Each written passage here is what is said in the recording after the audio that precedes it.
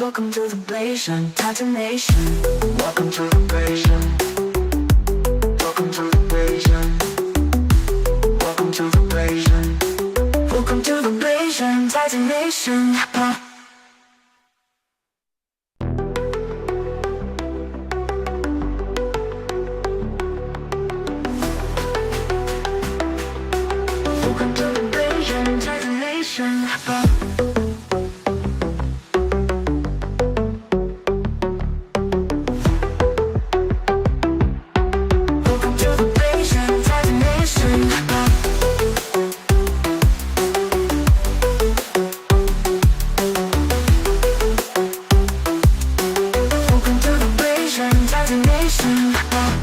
Welcome to the BLASIAN Nation.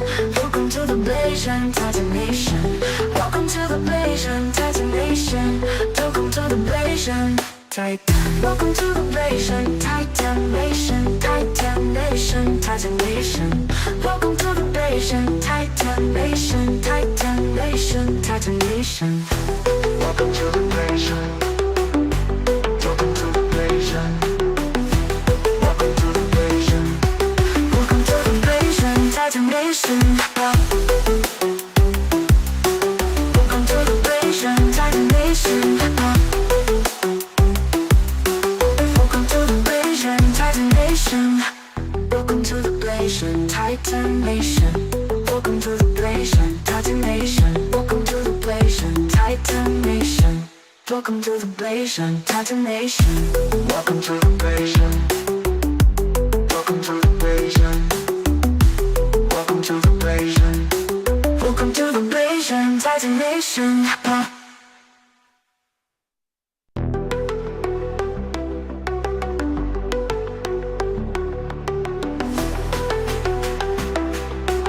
Welcome to the BLASIAN Titan Nation.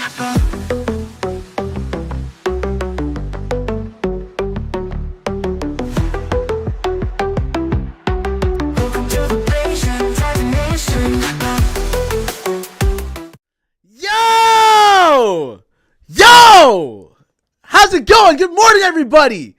Good morning. Fuck it. I'm not going to play the ad. Man, if you are not subbed up, no pressure. No pressure. But, you know, fuck it. If the ads play, the ads play. I was about to just wait for the ads just to stop, but I can't wait.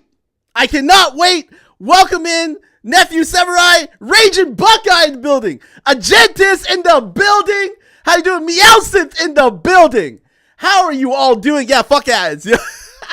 Oh, Saint with the fucking resub. With the fucking resub. How you doing, Saint? By the way, everybody, no more. I'm not doing for the podcast streams. I am not doing the dungeon raids. Okay, no dungeon raids. Okay, no dungeon raids for the podcast streams. Okay. No dungeon raids, but welcome in, everybody. Welcome to the BLASIAN Titan Nation podcast, season 3, episode 1. We about to do it up, and obviously, I'm bringing on a very special guest. Hi, Jen. Hi. he's like, boo, boo. Anyway, currently at work. All good. I'm bringing on a very, very special guest. You know her. A lot of people know her from the community. She's all over Twitch. You know, she's also a BLASIAN like myself. Okay. And without further ado, I don't care. I'm going to introduce her right now because we're about to get right into it. Remember, episode 1, season 3 of this podcast. By the way, everybody, for season 3 of this podcast, I'm going to try my best to bring someone on every single time I go live with this podcast. Okay, I'll be interviewing them. I'll be, chatting it up with them. It's just gonna be a fun time. This is gonna be a different type of season, and I'm excited. I can't wait. I already got BLASIAN Butterfly. I already got Nerio and Jonaru. So I'm trying to switch it up, and I'm trying to be a little different with it, and I'm trying to have fun with all the people that I've met here on Twitch. But yeah, without further ado, let's introduce the lovely NovaLadee in the building. Yo, how you doing, NovaLadee? Nova, Huh? how you doing? Hi. Can you hear me? I can hear you. Everyone Can anybody hear? Yo, Meowsith. Meowsith. My Meowsith. chant. Meowsith. Can you hear? Can you hear her? No. Can you hear? See me? Hear me? Can you hear? Can you hear? Good. And can you see the lovely NovaLadee? And she's sporting the BLASIAN Titan Nation merch. Yo, exclamation point merch, by the way. Exclamation point merch. Get that merch. Cam good, Mike good. Oh, we Gucci. Get it now. We Gucci. Before they run we out. Gucci. Thank you, nephew. Thank you. Thank you. Thank you. Get that merch. Okay. Yes. Okay, good. Yo. So, NovaLadee. You know, obviously, you don't need no introduction. Okay. You don't need no introduction because you've been on this platform for how many years now? How many years have you been like just on Twitch? Just hanging out. Hanging out. I want to say 2022 is when I started like taking it well, not seriously, but like I actually went live and like, you know, being in chat, being involved. So I'll say that. But I think I've known about it since like 2020. I just wasn't like active. Oh, okay. So how did you learn about Twitch? Like, how did you? I want to say Agent LS 400. He should be. Yeah, Agent and Agent LS. Thank you very much for the follow. Welcome to the BLASIAN Titan Nation, baby. Woo! Welcome in. Thank you very much for following, for dropping that follow. By the way, alerts and all that have been turned off for these podcasts. I want to keep them as raw as possible. I don't want any like distractions or anything like that, you know. So like a lot of the alerts, a lot of the redeems have been like cut, you know, because I just want us to be just me and the other person speaking and talking. Okay. All right. But thank you very much. You call it Agent or Agent LS? Agent LS. Agent LS. Agent So LS 400. Agent LS. He up in here. Okay. So he introduced you to Twitch?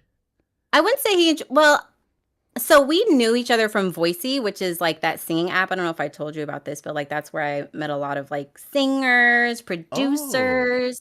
So I think he was, I don't know. I think he was like, "Hey, I'm going live on Twitch." And I was like, "Okay." And then I popped in and I was like, "Oh, okay, this is new. I think I've heard about this." And then I think like less than a year later, I was like, "I'll do it. I'll start streaming. I don't know. I'll go on camera and do some stuff." And then Hogwarts Legacy came out and then, you know, that was it. Hogwarts Legacy. Yeah. Hogwarts Legacy. Tell everybody how big, you know, Harry Potter is to your life. Like this franchise, in my opinion, I've seen you talk about it. You are literally an expert on it. Obviously, you are a know-it-all. No hating on Harry Potter. You need no to hating. watch it this year. I know. And the fact of the matter is, I want to watch it, but you know, Gang, homie, I noticed. Oh, Notif in the building. Thank you for coming in. True X Storm, thank you for coming in. Yeah, no, I was like, man, I never really got into Harry Potter because when I was a kid, I was not really a Harry Potter guy. I was a Star Wars guy. Yeah, I was like, fuck Harry Potter, fuck Lord of the Rings, Star Wars. I was more sci-fi than anything. Yeah. So no, I need middle.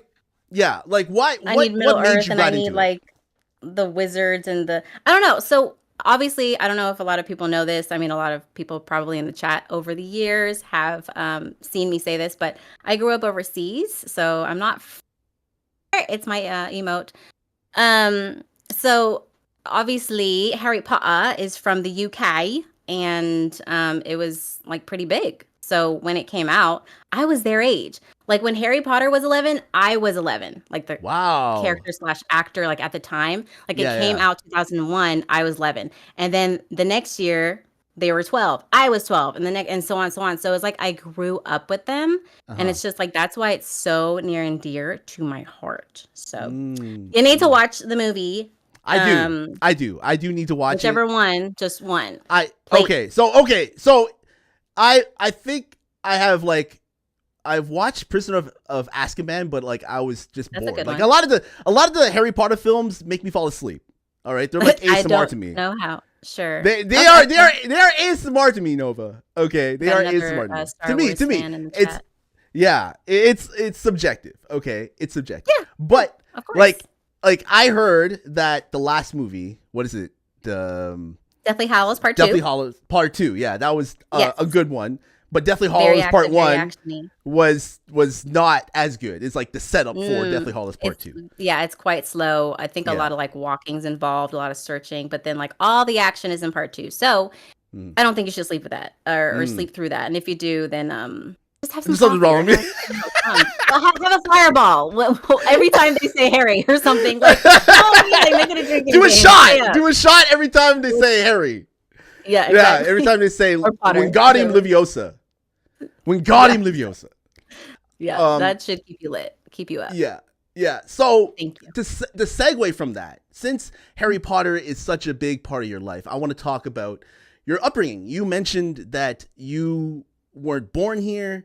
You were born overseas. I don't know how much in depth you want to go with that, but you're obviously mixed. You're obviously, mixed with some type of Asian, right? Yeah. So like, just tell me if you want to, like your parents, like how you grew up, like your upbringing. What is it like how what was your life like? Do you have any brothers or sisters? Like, what was your upbringing like, So it's going to be a long story that I'll try to shorten as much as possible. So yes, first of all, I am a Blasian, a true Blasian, and I only found this out like 2018 is when I What? found out I was actually Blasian. Really? My husband got me for my birthday the DNA test kit, one of those.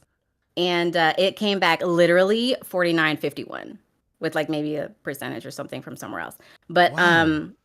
I don't know if you've done one. Have you done one, Blasian? Like, do you No, know? I don't think Or I've do you done just one. know from your family?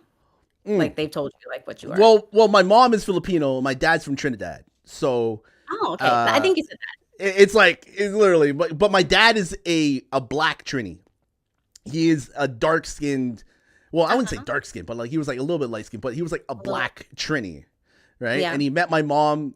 Like they both met in church, and they're both religious, right? So that's how they Okay. met. Yeah, they're both from like different countries. They immigrated to Canada, and they met each other and just had me. And like my upbringing wasn't that good, I mean, it was great. I went through a lot of adversity, but growing up without a father really hurt. It really did. Like losing my father at 1 year old really did put a damper on my life. It really did. And I just didn't, I felt as though I had to fight my mom to meet my father's side of my family because I didn't really know them up until I was a teenager. So there's like 15 years of non-exposure to my father's side of my family. So that's crazy. yeah, it's one of those things where did you grow up with a set of parents, or did you grow up, like I'm just curious about how your upbringing was, since you said that in 2008 you found out that you were mixed. 2018. Yeah, I was like 2018. now I'm starting it was 2018 because that's when I got the DNA test. So it's funny that you mentioned like you met your father's side or your father's family side when you're 15. I found out I was adopted when I was 15. So I have adopted parents. They're the US people, which is why I'm in the US and I'm a US citizen. But my biological mother is from Madagascar, which I think is like obviously the island off of Africa, but I think like the people there are just like inherently a mixture of Blasians, like Asians and Africans. So it's like I'm literally from the motherland, which is why I say I'm not here. But yeah, no, I grew up again overseas. So my dad was in the military, so we were stationed in Belgium, like literally from when I was born to 18 years old.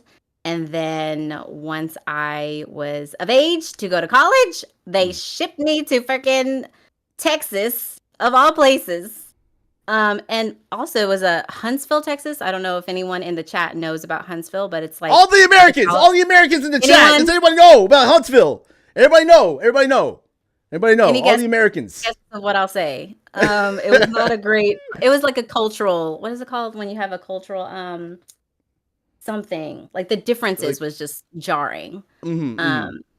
But the university was right next to a prison, so Oh That was wow. my intro to the States. Like, welcome to Culture America. shock. Here's a Yeah, I prison think. right Yeah, next to your college. Yeah. yeah. No, I So said culture culture shock. Thank shock. you. Culture Thank you. shock. Noted. Exactly. hmm Exactly. hmm Yes. So, at And what that's age did the you yeah. immigrate here? From what? Like I from what? Like I'm trying to wrap my head around it. So Mhm. when I know. I'm you're sorry. yeah, It's yeah just when all over the you're place. adopted, were Yes. you adopted in America or were you adopted in Madagascar? I was adopted from Madagascar. From So like Madagascar. So your parents are Madagascar, Belgium. okay. Okay, so Yeah. what's the ethnic background of your parents? Like, what's the background of they, what, like, you Of know, my adopted parents or yeah, my your because I have adopted my parents. Your adopted so my parents. adopted parents are like, from Texas and then North Carolina. So they are US citizens. Like they grew up here. And that's why they Mm, wanted me to be over here because, when they retired and they weren't working anymore, they'd want to have me nearby. So I'm mm. 4 hours away.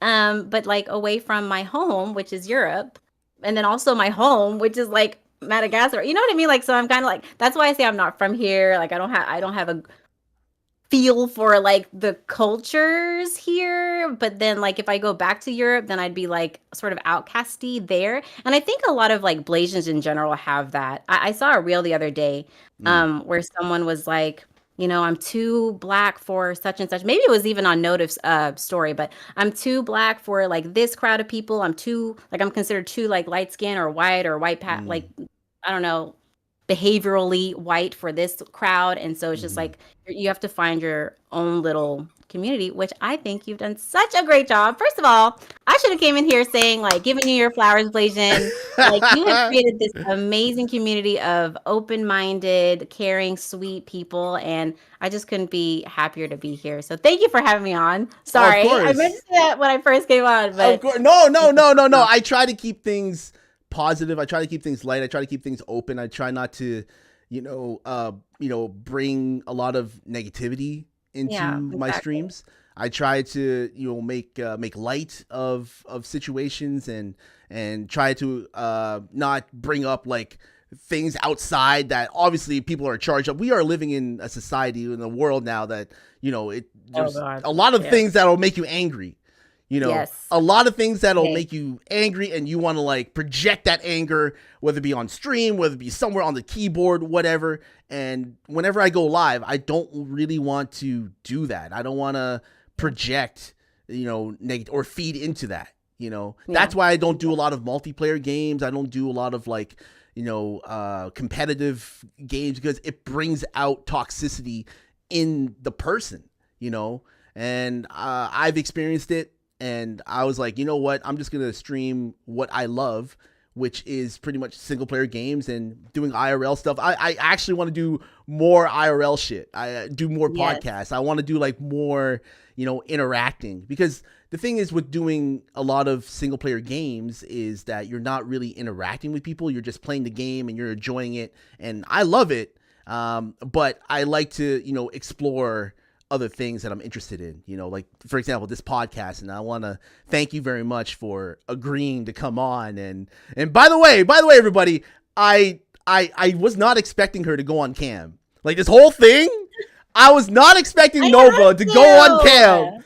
I was Gotta like, show the merch. yeah, the merch, look at the Yeah. merch. Exclamation That's point all merch, right. by the way. Okay. But yeah, I thought I was gonna do like an audio thing, just have the background up and she'll just be there on the audio. But having to come on cam and showing that off that merch, shout out to Nova and shout out to everybody, Meowsif, True X Storm, like everybody who has like been Yes. supporting through all these years, Jen as well. And like everybody who's been so supportive of this community, and we're having fun. We're having a good time. I just want to also talk about, since you brought up like things of identity crisis, when Yeah. you were growing Oh, up, were you before you knew that you were mixed, that you were mhm, a Blasian, mhm. did you identify as black? Were you like saying I'm a black woman, Was your husband like, I'm marrying a black woman? This is when he introduced you to his family. Was he like, I had this black girl with me. I met her. She's really nice. Like what was that? Like, how do you identify? How did you identify? Yeah. How did you identify? Okay. So for those who don't know, I'm sure you guys know, Belgium is in Europe, in the heart of Europe. Europe is, at least Western Europe, is predominantly white. So I would say 98% of my friends were white. My neighborhood was white because I didn't live on base, like on an American base or anything, but so I lived locally in Belgium. So my neighbors were white, they were Belgian. So it was kind of weird because over there, like I can't say I didn't see race. I just didn't understand. Like there's not as much racial, like there's not a heavy racial something or other over there in Europe, at least what I experienced. I'm sure in some parts, like maybe in the city, there's like, oh, blacks are this and like has that racist like tones or whatever. But like, I guess I lived in like a more rural part of Belgium where it was just like literally people are just trying to live and they get along with each other. So I didn't experience racism, and I probably haven't even experienced it as I've been here in the States. Or maybe I haven't looked for it. But long story short, how did I identify? I knew I was darker than my white friends. But that it just wasn't something I thought about. Or anyone like told me to think about / like be concerned with. Yeah. So when I came here to the States, and I usually date white guys. So like I kind of understood like if I am involved with a white guy, they will have a white family, right? Like he will be tied to a white family. So I've already had several of those like experiences where I'm dating and like the family's white and I might be the only black person in the family, like the only, dark baby walking around. So yeah, I don't know. I'm just used to it. It wasn't anything stark for me because I've already experienced that. And like I said, 99% of my friends were white, maybe 1% were black. And like the black people honestly didn't fuck with me. Like American black girls, like historically, I'm not saying all of y'all don't fuck with me, but historically they haven't fucked with me. And I don't know if it's because I speak this way or I look this way. I don't know. You're not hood enough, Nova. You ain't ratchet enough. I know. You gotta be more ratchet. Really you gotta be more stereotypical black. Okay. I know. You gotta be. I know. I can't twerk. Okay. I think that's what it is. You can't twerk. Whoa. No, I mean, damn. Listen, I'm Asian from the belly button down, and then black and like all these other assets from the top. So I can't twerk. I don't. I can kind of rap. Maybe to like super bass, Nicki Minaj. But other than that, I just sound like this all the time and like listen to Rihanna and Britney Spears. Do you feel like, not having like any black friends or any like were you when you grew up, like were you have more white? Were you around more white people than black people? Yeah, it was just constantly white everywhere. Like there's other than like seeing my parents every day, like my adopted parents are black. Black, well, I should say African American, whatever, right? But they're the only two like constant black faces I would see, and everything else was white. And then another thing about me living overseas is I didn't like grow up with my cousins. I didn't grow up with my uncles and aunts because they lived here in the States. And so, and then to answer your question, no, I don't have a brother, and no, I don't have a sister. But my father does have other adopted kids, but I don't claim them. They're not my blood. They're not my family. So there's that. Just that's it. Yeah. Aren't you an only child too, BLASIAN? I am an only child, but I do have a brother and I do have a sister. I have two brothers and two sisters. One from each of my mom's side and my dad's side. And yeah, like we are like, I'm obviously more closer to my Filipino side than my father's side. Let's just be real. Like I love both of them equally, but when I was growing up, like it was kind of like, oh my God, like I never interacted a lot with like, I have like in middle school, but never like Oh, with that. black people? Yeah, with black people, like it was Oh, kind of like yeah. I was like a bit confused at the time when I was meeting them because I didn't know how to act. I didn't know what to say. I was a bit shy. I remember like telling my mom like I want to meet them. I want to meet them. I want to meet them. And then when you finally meet them, it's like, what do I do? You don't want to say the wrong thing. You don't want to do the wrong thing. You want them to Yeah. like you, but you just you don't know what to say. You don't know what to do. You know what to do. And you kind of work through that, that whole hump, because when you're young, you're kind of, you let your emotions get the better of you, and you kind of like lash out. And that's one of the things I lashed out on my mom about. Like I was right, but she should have made, took the initiative to have me meet them. But it earlier. was earlier. Where you didn't have all those like hormonal teenage angst and like get comfortable with be around them, be like, be around it. But when I was growing up, I was around like a lot of Filipinos.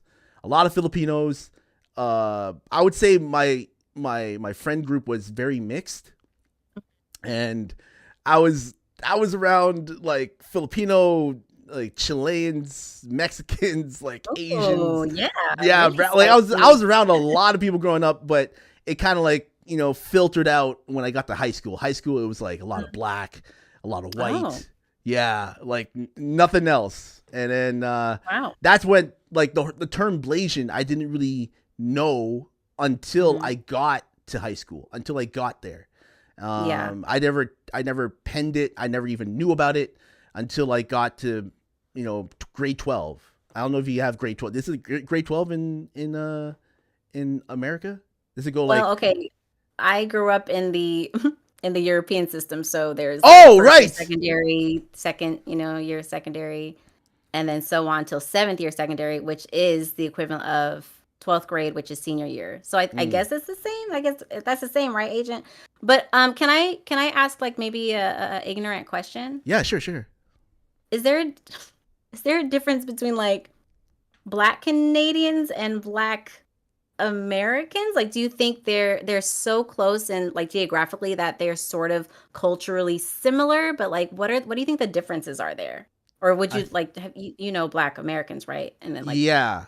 My experience with like Black Americans, y'all are very all up in that racism. Like y'all, right? y'all are up in that racism. Okay, and not it's me. very. Talking to y'all. I know, but it's from what I see on Twitch and what I see just from my experience with Black Americans coming up here. I don't know. They use that, like Black Canadians use the race card a lot, but Black Canadians do? Yeah, they use it. They use it a lot. In what way do you mean? What do you mean? Like they use like for example, they like whenever it comes to like the job opportunities and all that, they feel as though because of their skin color they're not getting the proper job opportunities as a person who is white, which is I don't think that's I don't think that's the case. When they don't have like the same resources, they just like it's like, well, I'm Black and you don't want a Black person to be in power, so no.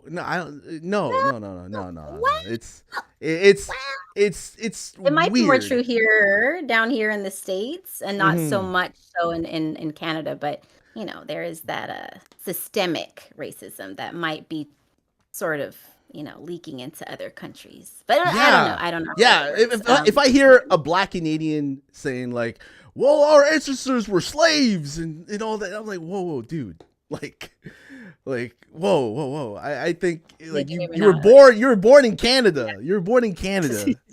Yeah. Like you're born here. I don't like I understand the history, but like don't take it, like live in the moment, live in the future. That's all I gotta say. Live in the now, because if you keep looking to the past, it's not gonna work out. There. Not much is good there. So yeah, look ahead. The only Black Canadian I can think of, honestly and obviously, is Drake. And I'm trying to think if there's any like who are your like celebrities other than Ryan Reynolds, That's it. That's all I can. That's all you know? Ryan Black Ryan a Black Canadian Gosling? celebrity. Oh, Oh, Black Canadian celebrities. yeah, yeah, 3. We already got Ooh, Drake. Cardinal Official. Do you know Cardinal Official? Oh no, I don't. I'm gonna have to Oh, look you that up. come on, you know the song. Dun, dun, dun, No, dun, dun. Dun, dun, dun, dun, dun. You know, no. knowing you, knowing me, from across the room, I can see. Yeah, you know that song? Oh, that was a big No, song in the States. no, He did it with no. Akon. I'm He not did from. it. I'm not from here, so Okay. All right. I don't know. Wait. So, Sorry. Who else? Who okay. else? But like, so wait, Nova. So are you currently living in the States right now, or are you currently living in Belgium or in Europe? No, yeah. Oh, Blasian. I wish I was in Belgium. Do you know how much happier I'd be? Okay. No, I'm in Texas. Like I've been living in Texas for 10 years now. Okay. Yeah. So you're adopted, living in the States. You moved to Europe, then you moved back to the States. I was adopted from, let's say, Africa, moved to Okay. Europe, then moved to the States. Like that's Okay. the bouncing around Okay. geographically. Okay. So now you're currently in the States. Okay. All right. So going back to the Black Celebrities, Yeah. they're Third like one. Who's the third one? the third one would be for me. It's I don't know if you know him, KOS. Koss? Nope. Yeah, no. Oh, Nope. Sorry. We're learning something today. Koss. I know. Like a lot of them are. Can someone type it in the chat for me? I'll look at it later. Cardinal Yeah, Mischief and Cardinal Koss. Cardinal Official. Yeah. Official, excuse me. Yeah, I'm trying. I'm No, trying, you Nana. know these I'm trying. Cardinal Official and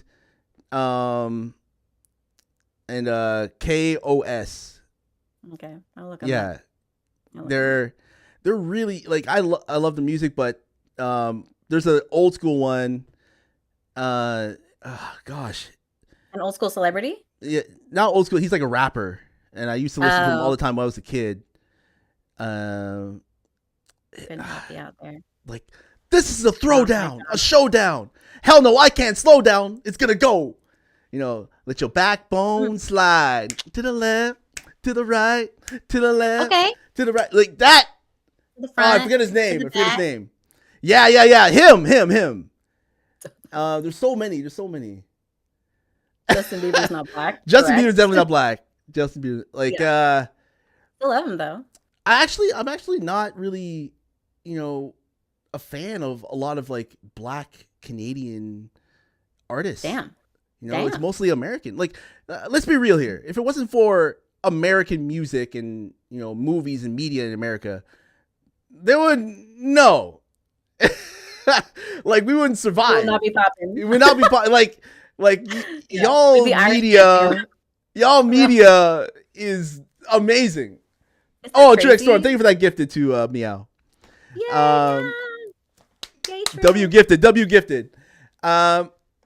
Everybody's opinion about Canadian media, it's not as good as American media. Every time you Yeah. shoot a movie, you Americans come up here to shoot because of our tax breaks. Or yeah, you save money when you shoot up here. Always So trying that's to why save a lot money of to like make money. a lot of scenes that are taking place in New York are shot in Toronto, or a lot of scenes that are taking place in, let's say, for example, Crazy. Texas, or shot in Alberta. And Or is that Georgia? Oh no, that's Canada. Sorry. Okay, Oh yeah, Canada. Alberta. It's like a Alberta, province. Okay. And I don't know if you know that show, Might. Supernatural. Supernatural's shot. A lot of CW shows. Meowsett knows. A lot of the CW shows are shot in British Columbia. In Canada. In Canada. Wow. Yeah, a lot of them are shot. there. And like I really appreciate, America shooting up in here in Canada because, y'all giving us money and, y'all just spending your money here, and at the same time you're saving money. Is there a way, but- Blasian? Because I know you mentioned you wanted to be a screenwriter, right? Or some kind of Yes. playwright or something writer. Like since Yes. you're in Canada, like is there any way or any like promos or sponsored stuff that you see that's like, hey, we need this or we need that, and like, have you ever like tried to like get squeeze yourself in there or? Before I even do that, I have to complete something. I have to write something. Oh, I can't oh, I can't just enter a competition because I've had my work read already, and it's been like, obviously like this is terrible, or like this needs to be reworked. So yeah, a lot of the times where I think I completed a script, I'm like, oh shit, I always listen to criticism. I'm always taking criticism to heart. I'm mm, always listening to what's okay. This makes sense. What they're telling me makes sense. And this is something that's dangerous for an artist. You can't just do your art and make it be like, oh yeah, it's the most brilliant thing. No, you have yeah, to collaborate with other people. You have to show other people. You have to get other people, especially for a screenwriter like myself, to read your work and to have them give you feedback on that work. How they yeah, feel, what did they like this aspect? Did they feel like they like, they don't like this character, take this out, hmm, all that. And that's what I'm focusing on in the background, other than streaming, because streaming to me is fun. It's great. I love some this. little I love thing this. with Yeah, streaming. I love streaming, but at the end of the day, I'm not gonna, like this is not my money maker. This is not my money Yeah, platform. This is not something that I'm gonna be making bank on. This is a great like side yeah, side your gig for side me. hustle. Yeah, my side Hmm. hustle for me. And the the main thing, the reason why I call this Blasian Titan Nation, and is it, if it ever gets made, if the movie gets made or the video game ever gets made, at least I have like a channel that's already established as Blasian Titan Nation, so that nobody else takes it. Nobody Oh, else like a take. trademark or what's it called? Just like the LLC kind of. Yeah, like an LLC, but we don't have that. We Hmm. don't have LLCs in Canada. It's Oh, called just oh, okay. copyright. Just copyright it. Oh, Copyright the name. Copyright your script. Copyright your idea, and make yeah, sure it's like locked in, so that nobody else can take it. yeah. Because Smart, smart once branding. you start it, this is it. Like I'm gonna You got finish the it. merch, Asian Titan Nation merch. Got the merch. Ready. Got the name. I'm making myself known out there as like I love stories and video games, which is a big subtext way for me to say, hey, I'm a type of guy that loves stories and video games. So it inspires me to write scripts and write other stories, especially within my movie slash video game that I'm writing, Blasian Titan I was Nation. gonna So say, are you writing it's gonna scripts be for like video games? Because they literally have like the whole campaign story and all of these like really intricate details and like the characters and NPC hmm even hmm people in there. I would So that's I what you've would also been working. love, yeah, I would love to write for a video game. I would love to, but you With the know, n- Blasian yeah, yeah, star. I just gotta, there's some stuff in the background that I'm doing. Plus, like I have to go to work. I got Yeah. my IRL Life job that I got to do. bills. Got to make sure that's my bills are paid. Yeah, of course. Once I know that I have like a steady income and like a really beefy income that I have saved up, then I can go pursue it and Yeah. actually make something happen, maybe a teaser or something. And but that's just the thing. You got to start somewhere. You got to start somewhere, and you just got to focus on your idea and know and believe in your Nurture idea. it. Yeah, nurture Yeah. it and like Believe in it. grow and make sure that this right here, okay, I'm gonna go all in on this. If it doesn't work out, I don't care. At least you only got one life. At least I went for it. At least I wrote it. Yes. At least I did something with it, and that's it. If it succeeds, it succeeds. If it fails, it fails.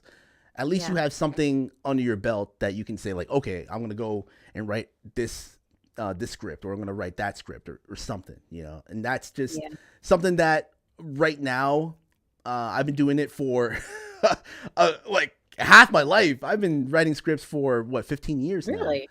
Yeah, and Wow. I haven't, none of them have been hitting. None of them have been, nothing's been biting. So, Mm. uh, it's all about just refining your scripts. Because I have like not just Blasian Titan Nation, but I have like other scripts I've worked on over the years and that I want to do. But Blasian Titan Nation is like my personal, like, I love this. I want to see this be made and I want to see it succeed. So even if it doesn't, you know, it is what it is. It is what it is. You just keep going, keep trying, and never give up. Never give up. Never give up, guys. Yeah. Do it. You have to be delusional to think that it can amount to something. But it's that delusion that like fuels that dream to the idea and that goal that you have. That's at least someone mentioned that in a reel the other day. And it's just like it can be lonely when you have like when you dream big, because 100%. you know people are gonna look at you and it's just like, that's not gonna go anywhere. Like they don't have to put you down, but like you can see in their eyes like they don't see it, but you have to see it. Like you have to have that vision of success to be successful. Because if you have that feeling, or you're manifesting within yourself like, yeah, this isn't gonna go anywhere, guess what? It's not gonna go anywhere. It's not. So because you yourself are putting in that energy into whatever it is that you want to happen. Like, oh, this isn't going to go anywhere. Same thing. Like, I'm not going to lose weight. Guess what? You're not going to lose weight. You know? So the same thing. Like, it can be any kind of goal you have. You have to. Sorry, this turned into like a motivational. Well, no, but that's good though, because again, you know, it's excuses. You know, love hearing people if you listen to Eric Thomas, or if you listen to what's the guy, the runner, the bald runner guy, I forget his name. Something Bolt. I don't know if he's bald or not. Yeah, the bald skinny runner dude. Jamaican. Yeah, no, I don't know if he's Jamaican or not, but the name escapes me. But like Eric Thomas, these motivational speakers, they have some truth when coming from their mouth, right?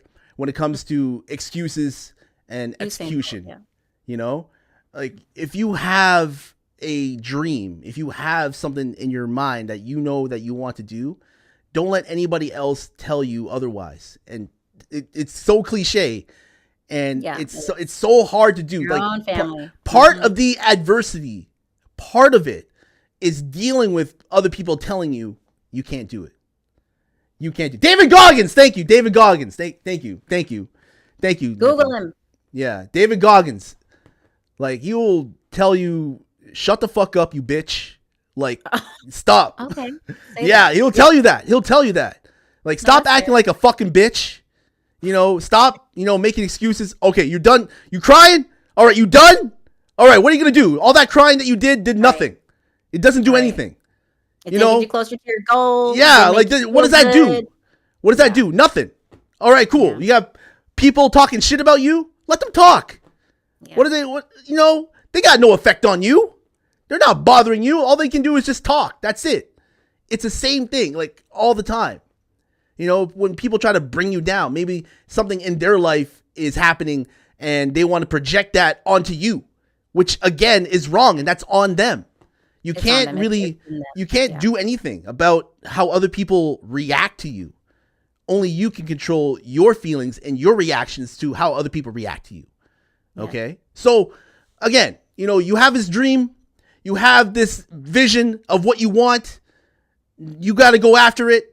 And trust me, do not spread it. Do not tell people what it is that you want to do. Because some people, are going to talk behind your back, or they're going to be jealous, or they're going to be like, oh, man, this guy is pursuing it.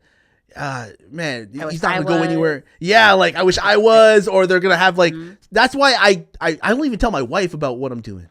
Sometimes I don't tell her it, because again, it's one of those things where she I want to surprise her, I want to surprise her and be like, hey, I did this.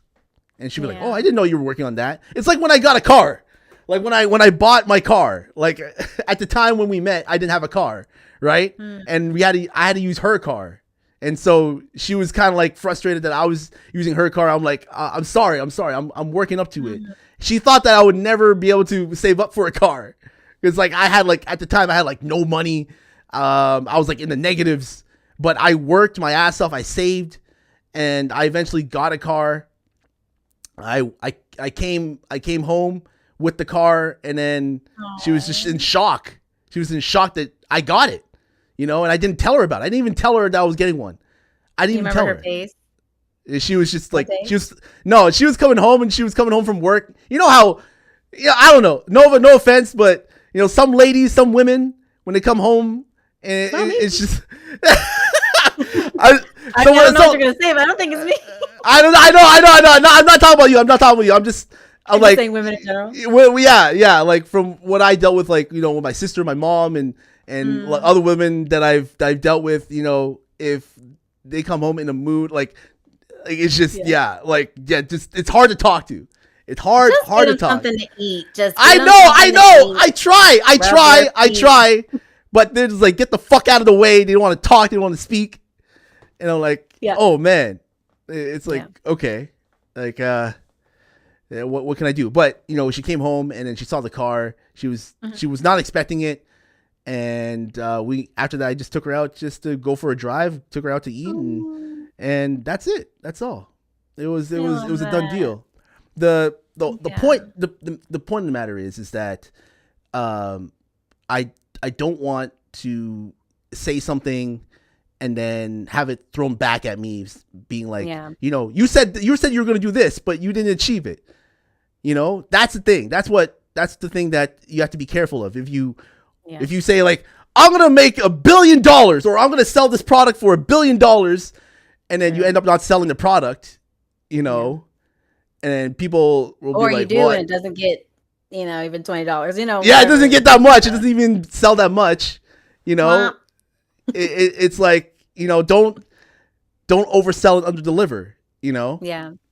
And that's what I'm trying to do with like my art, trying not to, tell a lot of people, and I'm trying to work on it first, work on the product first, build it, build your stories, build your characters, build your world, learn from other pieces of art that you see on Netflix, video games, all that, and then bring it in and put it on paper. And that's what I'm doing at this moment right now, before I even enter it into like any sort of like competition, or any sort of like or present it to like a producer or something like that, Yeah.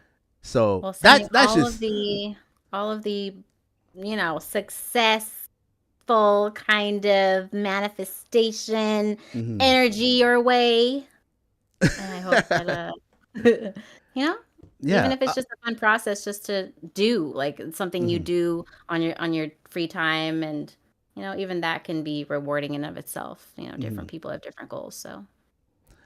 So what are your goals, Nova? What are your goals on this platform? Like when you do YouTube, when you do like, I see you doing the mermaid shoots. Like you wanna be a mermaid model. Like what is it that you want to achieve? Like, you have your job, right? And then I have a job. Yeah. You have a job. A job. So what is it that you want to do for if you could do something for the rest of your life, what would you want to do? In the words of your nephew, have a job, make money. Have a job, make money. Okay, that's cool. Yeah. No, that's not it. Okay, but like he knew what I was talking about. He was just trolling. Yeah. He was just trolling. I loved it. It was so funny. So this it kind of comes back full circle because of my identity crisis. I've had sort of like an I don't know who I am / what I want to do / why I'm here for the past few years. Especially after I like dropped off of doing streaming and doing like Hogwarts Legacy stuff. I really had like, I think I'm in a period of retrospection. Ooh, if that's even the word, I'm not sure. But basically, like, figuring things out like quietly, like to myself, not like putting myself out there as much. But it's a little clearer. Happy to say, I don't think I have this like super big goal or dream. I just want to put out meaningful art. And by art, I mean like thought-provoking music or visuals, if that's like in music video form or even just Mm. video form. So like I have been on YouTube since like 2002, like like when it first was like actually a platform and I started posting. I think it was like 2002, I forget. So I've been on there. Am I wrong? Like, can someone It was correct me? I it don't was think it was 2004, I think. before that it came out. Okay, Yeah, I think it was so 2004, 2005. Like, because I know one of the maybe oldest YouTube videos is from 2005. okay. Okay, Yeah, so let's just bump up to then 2000, like let's say 20 2008, like years. starting high school is when I was like posting like little stupid videos, and then like I had like a more serious one Thank I you, Meow. think Yeah. even before the pandemic Mm. or something like that.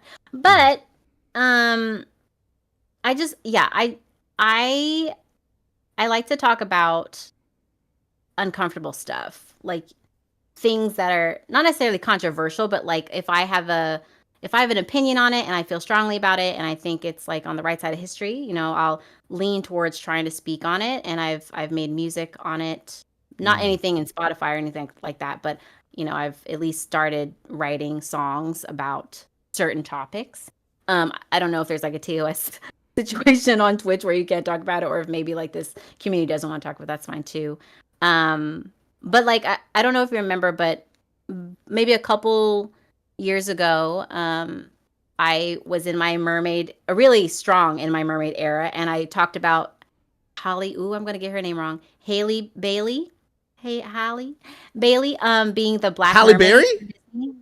Hallie, The girl from the girl, the new berry, the new mermaid. Blackberry. The new married. So the lady Yeah, who was so like the black the mermaid, or new like Ariel. the light skinned mermaid.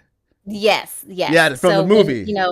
when people were having, their panties in a bunch because Ariel was not this white, blue-eyed redhead, Yeah. mermaid. Mm. I did a song about that on Instagram, and that's my only video that like got, to 2K something views, maybe more than that. But there's a lot of people in the comments like, well, what if Snow White was black, and what's next? Like, well, how would you feel if Tiana, the Princess and the Frog Princess, if she was casted white? And it's Mm. just like those kind of people in the comments, and like I didn't really have a problem with that. So I know that there's some kind of reason why I'm here on this Mm. earth, is just like speak out on things like that, but in a Mm. way that's digestible and like entertaining. So I think the reason why it's taken me so long to get there is whether I want to do that, because because of the backlash and because of the comments that could come with it. But there is like that kind of voice I think people need in those kind of areas that are uncomfy to talk about. But I think I'm the one to do it. Mm. So Mm. we got music coming. Yeah, what I'm kind of probably music you gonna. got? Well, it's a lo-fi R&B song. It's talking about finding your voice, which is kind of funny because I just talked about that. And I'm actually working on the music video next week. So yeah, things are Let's rolling. go. Things are Let's go. happening. Let's go. Yeah. Is there anywhere that people can, see a teaser of the song? Is it on Instagram or?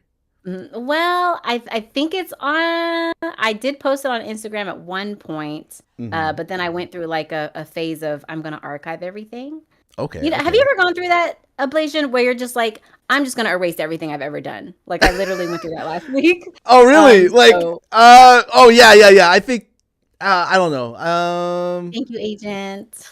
Yeah, yeah. Yeah. I think I've gone through phases where I was like, ah, man, this, like, all this old footage that I had, like, it's not working. I don't know Mhm. what I'm gonna do with it. I don't know what I'm gonna do with it. All these old photos, like, from when you're younger, you're like, I'm not gonna use this shit, you know? Yeah. So hold on. Let me. I'm gonna post your Instagram in the chat here. Ah! Yeah. No, it's fine. All of the posts are back. Well, at least the ones I think are relevant B-roll, yeah. towards like how I want to present myself online. Because like back in like I don't know when Instagram first came out, we're just all taking like all these blurry pictures and calling it a day. Yeah. But now that we're a little bit more intentional with what we want to put out there, then that's what I have still left on my. Thank you so much. Of course, of course. Instagram/NovaLadee. Go follow NovaLadee on Instagram. Like, Check out what is my your mermaid stuff. like your I want to ask you about your first interaction or your first like experience on social media. You know, what was your first ever like platform that you ever discovered when it comes to social media? Like what, like your first like communicative platform, like online with the computer. Like what was it? Do you remember? I think it was MySpace. I think MySpace? it was MySpace. Yeah. Yeah? You Had created to your be. own like you created your own page and everything? Yeah, I listen, my page was one of those pages where I was like looking up HTML, fucking CC, all these like characters and like making shit rain with glitter and purple music and stuff all over the place. Like I was one of those people who was like dressing my shit up. So I really liked it. It's unfortunate that it had to fucking expire. I don't know what was up with that. And I'll also say I loved MySpace not only because it's like the first social media platform I was on, but again, talking about music, there was MySpace karaoke. So I actually had a pretty large following / community there too. I don't know if anyone here in chat even knew that MySpace had a karaoke feature. I did not know. I did not know. No, I didn't know. I didn't know they had one. I don't know if it was an American thing and it wasn't like other countries. I don't know. But yeah, I was on there heavy MySpace karaoke before Smule. Does anyone know Smule? Because Smule is another karaoke app that I was also really heavily involved in. That sounds familiar. I think I seen that like on the App Store or something, and then you can like you can sing along. Sometimes you get ads. I still get ads for it too. Yeah. So yeah, I've just really been into singing, I guess. So now I can finally make my own songs and spread my own message. So that's what we're doing. Just how did you? Yeah. So what was the process of you getting to like music and like what was inspired you like when you were younger? Like who would you listen to? Like what kind of music did you rock with? Did you? I mean, I think Spice Girls would probably be the Aqua, as in like the girl who sings Barbie. Oh, that chick, that's the band who sang Barbie. And then Spice Girls are probably my two main influences when it comes to music. And as far as like when I was younger. And then when I got, into high school, it was Rihanna. I have this tattoo to prove it. Rihanna. So what's that tattoo about? What's that? Is that like a Riri? It's her logo. It's a logo. It's her logo from the Rated R album, which was my favorite. Oh yeah. I'm not a big Rihanna. Why not? Why? I'm not a big Rihanna. Yeah, I'm not. I have to admit, like I like her. I like Pon de Replay. And okay, that was her first song. Pon de Replay. And what was that one? We Found Love. I love We Found Love is an amazing one. Oh my god. But I don't know, like her other songs that really hit for me. Didn't hit you? Okay. Yeah. Well, do you know of Man Down? That's a really good one. Yeah, Man Down. Okay. The one she did with Eminem. Oh, Love the Way You Lie. Yeah, but I Love the Way You Lie. Okay, that was part 1, fucking part fire. 2. Yeah. That was fire. Yeah. That was fire. Okay. I'm not. I listen to Rihanna. See. I listen to a little bit of Rihanna, but like I'm not huge. Like I'm not a huge Rihanna stan. Sure. No, that's totally fair. That's totally fair. So you're saying if she came to Canada, or sorry, wherever you live, like wherever in Canada, you would not go see her show? Like you're not that invested, is what you're saying? No. To be honest, Loyalty's a good one too, Meow. Yeah. Loyalty. Okay, people, let's go ahead. Yeah, put all the pour it up. Okay. God damn. Pour it up. Exactly. Everyone's a Rihanna fan. Yeah, I have to be honest. Like, I never really was like, oh my god, Rihanna, Riri. Sure. I was never like that. But did you see the Super Bowl? Like, that was lit. You didn't like the remix of "We Found Love" or was it Rude Boy? It was like a remix of Rude Boy, for the Super Bowl. Yeah, I don't really watch the Super Bowl, Nova. I'm not. I don't either, but just for the halftime. Okay. Do people just watch the Super Bowl for the halftime show? I do. I don't. Oh, okay. Because for honestly, depending on who's playing the halftime, I watch it. Like Kendrick Lamar when he played the halftime show. Exactly. I watched that. That was insane. And by the way, when Kendrick Lamar came here to Toronto, man, that was a huge. Oh, I don't know what Drake's gonna do. Honestly, I don't know what he's gonna do, man. What do you I do mean? not Kendrick, know. he went to Canada or he's going to come to Canada? He went. He did like a concert here in Canada. He did perform. Oh, He did like, you go? I did not go. I did not go. Oh. Yeah, but I saw the TikToks and I saw the videos online when he played "Not Like Us" and "Euphoria," like all those diss tracks. Oh, that was crazy. Fucking in his home. Oh man, in his hometown. Oh wow. Yeah, That's a disgrace. I think a lot of like most of a lot of Americans when they watch the Super Bowl, they watch like the commercials, they watch the halftime show. They don't really watch the football. Like no one's into the football. It's like spectacle. Right. Only those who love football are watching it. But everyone else is watching halftime. And really, I feel like that's what people are talking about after the Super Bowl has happened. Like they're talking about the commercials and the conversation is around the halftime show. Like it's not about like plays and shit unless you're watching ESPN. So, no one's talking about like who won. Like not even like who won. Who won? You don't give a fuck. You don't give a fuck who won. You don't give a fuck who won. Just the halftime show. So I think Rihanna's one was pretty lit. Just my opinion. Is she your favorite artist? Absolutely. I have no other artist tattooed on my body. Like she's my favorite artist. I feel like ever since Rated R, which was a very almost dark album. I won't say almost. It was a very dark album, and it was after the incident with Chris Brown. So, there was just a lot of like emotional,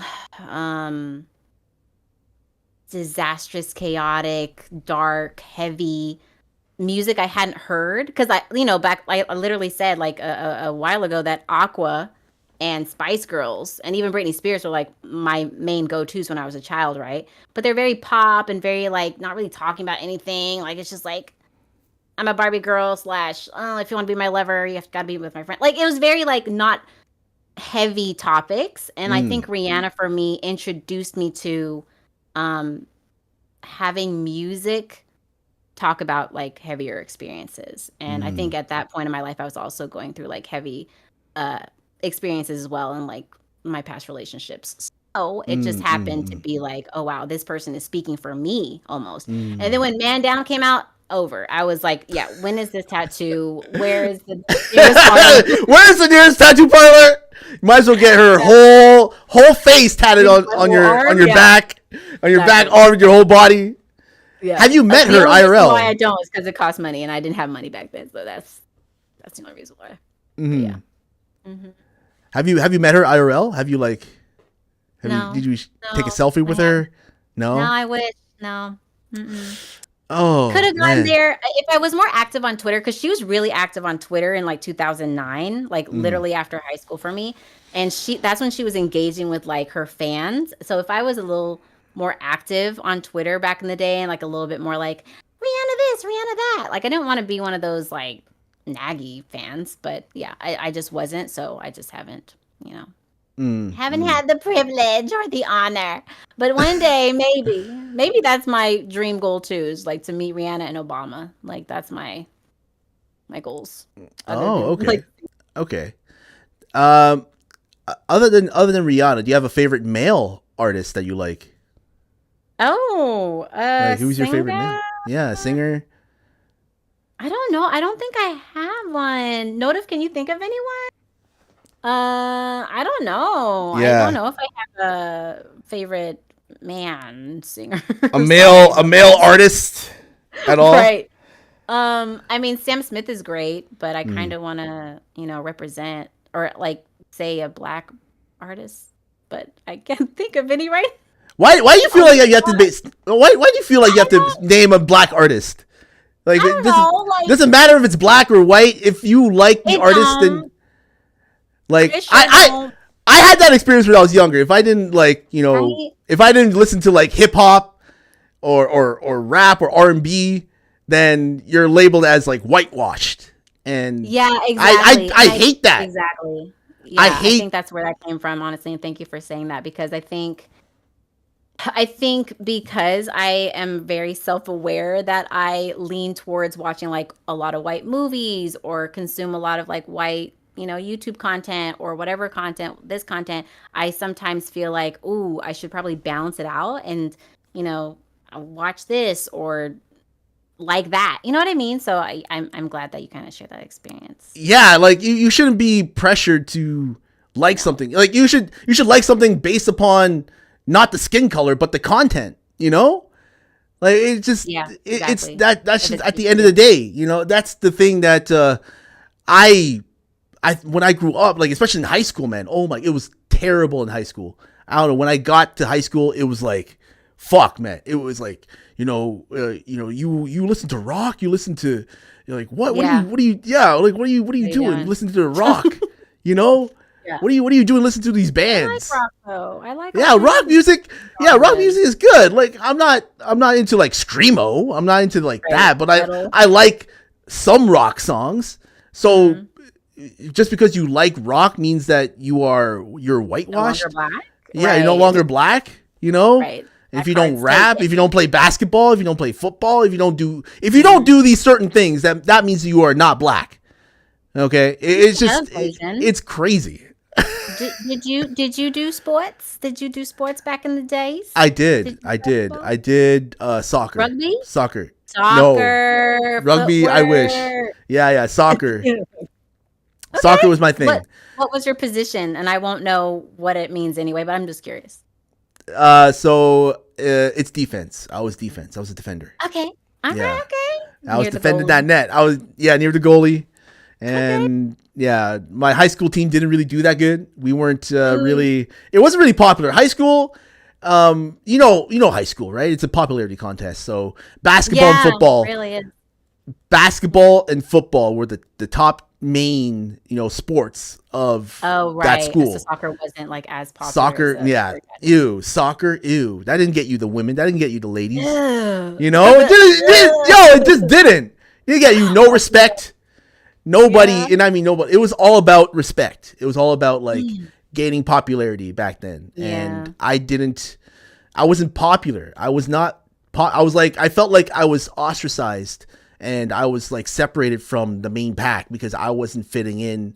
I wasn't doing things that was fitting in with people. I was just being me. I was just being, just myself. I was like, I was a gamer. I was trying to like link up with other people who were gamers as well. It's a very small group, but even then it was like we're all kind of like, the timing wasn't right. And like the people that I was the other gamers I was trying to link up with, they were trying to like gain favor within other groups, like if you're trying to, if you're trying to link up with another person who's a black gamer or whatever, and like they don't want to hang out with you because you being around them makes them look bad in front of another crew, another type of people. And it all goes back to, caring about how other people think, why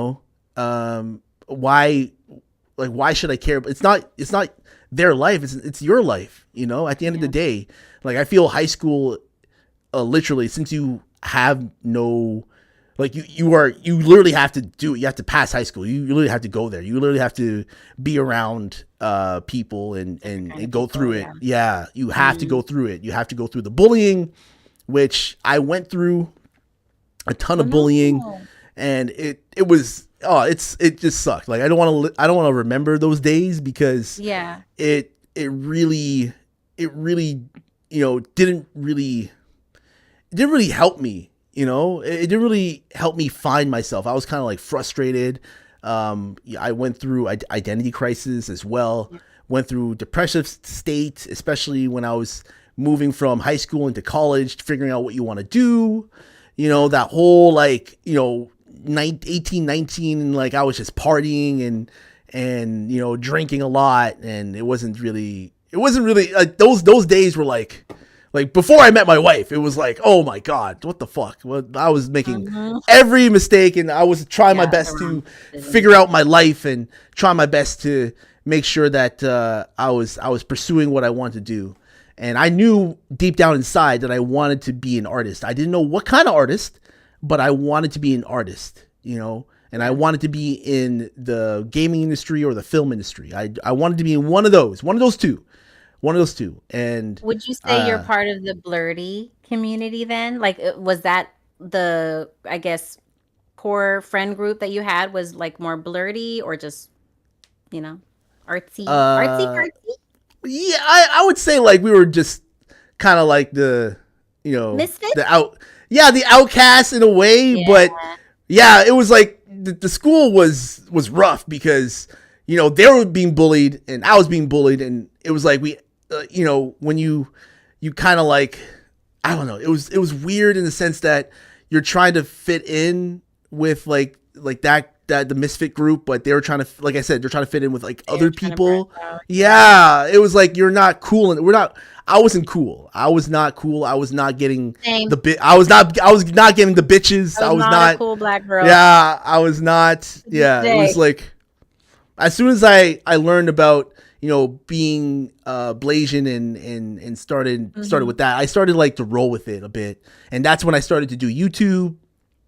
I started an old YouTube account. I don't think it's active anymore, but it was about being Blasian, and I was trying my best to express myself and try to express my take on things from a Blasian's perspective. But that was like me when I was like young, Yeah. and my high school experience and into my college experience. College was like, there was no diversity in my college, like very rare. It was like white people, white people, and very few black people. It was like all white. Damn. And I don't know if you ever been in the situation before, but when you become the first black person that other white people have ever had around you, like you're like, yeah, like when you're in a group of white people or like white friends, like and you're like the very first person, you're like the outcast. You're like you mentioned it before, like with your husband, and you've been attracted to white men and whatnot.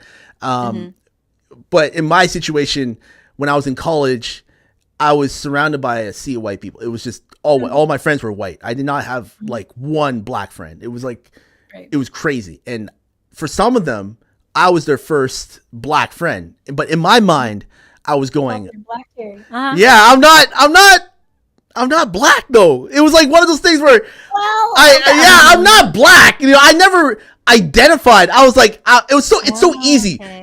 Nova, it's so easy for me to identify as black. No one would say a fucking word. No one would say a word. People will accept it. People will be like, oh yeah. If I went on a tangent and was like, I'm a black man, stop being racist towards me. You are being racist right now. You want me to pick your cotton too? Stop telling me what to do. My ancestors went through so much shit to get where we are. It's like no. I did not want to be one of those people, Okay. So how do you identify? Sorry. Yeah, I identify as Blasian, as mixed. I got it. So mixed race. Yeah. Yeah, like I'm not. Every time someone comes up to me and like says like, oh, like they don't say it. They don't say it. Like, don't say, are you black? They just assume that I'm black. But until I actually open my mouth and be like, yeah, my mom is Filipino. And my father is from Trinidad. They're like, oh, okay. I never really thought that you were Filipino, Yeah. Like it's nowadays, it's good. Like nowadays, I think people have that education or they have that experience. Yeah, like there's more mixed people out there now. But back in college, back in 2008, 2007, like there was nothing. Especially when I was a kid. There was nothing. Like before I identified as a Blasian, as a mixed race person, I thought maybe I was like, I knew my mom was, I was hanging out with Filipinos all the time. My mom is Filipino, but it's just hard. There's no one who taught me and said, Blasian, like Titan, come on. Right. You have a Filipino mom. You are not black. You can't just be like, you can't just say that you were black. You can't. There's no one to tell me that. There's no one to guide me. I had no one to like sit me down and educate me. There's no education. At least now with this platform, I'm able to at least, say something. At least like, educate people, because again, some Blasians out there, and I know for a fact, a lot of, especially if you're mixed with black, it's just easier for you to identify as black, and that's it. You know? Yeah. And when it comes down to it, you play that black card, and no one, I don't think anybody will question it. You know? Right.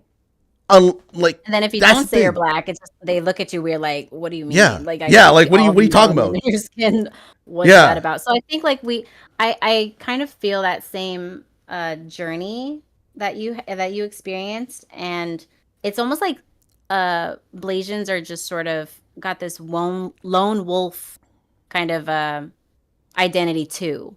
And how we express ourselves does come through art. Because I know Notif's here in the chat. He's also very artistic and expressive as well. And he's Blasian. So I haven't, other than you and Notif, like, you guys are the only like Blasians that I can say I know, like on a semi-personal level. I know we've never like met in person, but it's just I know of your story. I know of your upbringing. I know of your struggles and stuff. So it's just like, damn.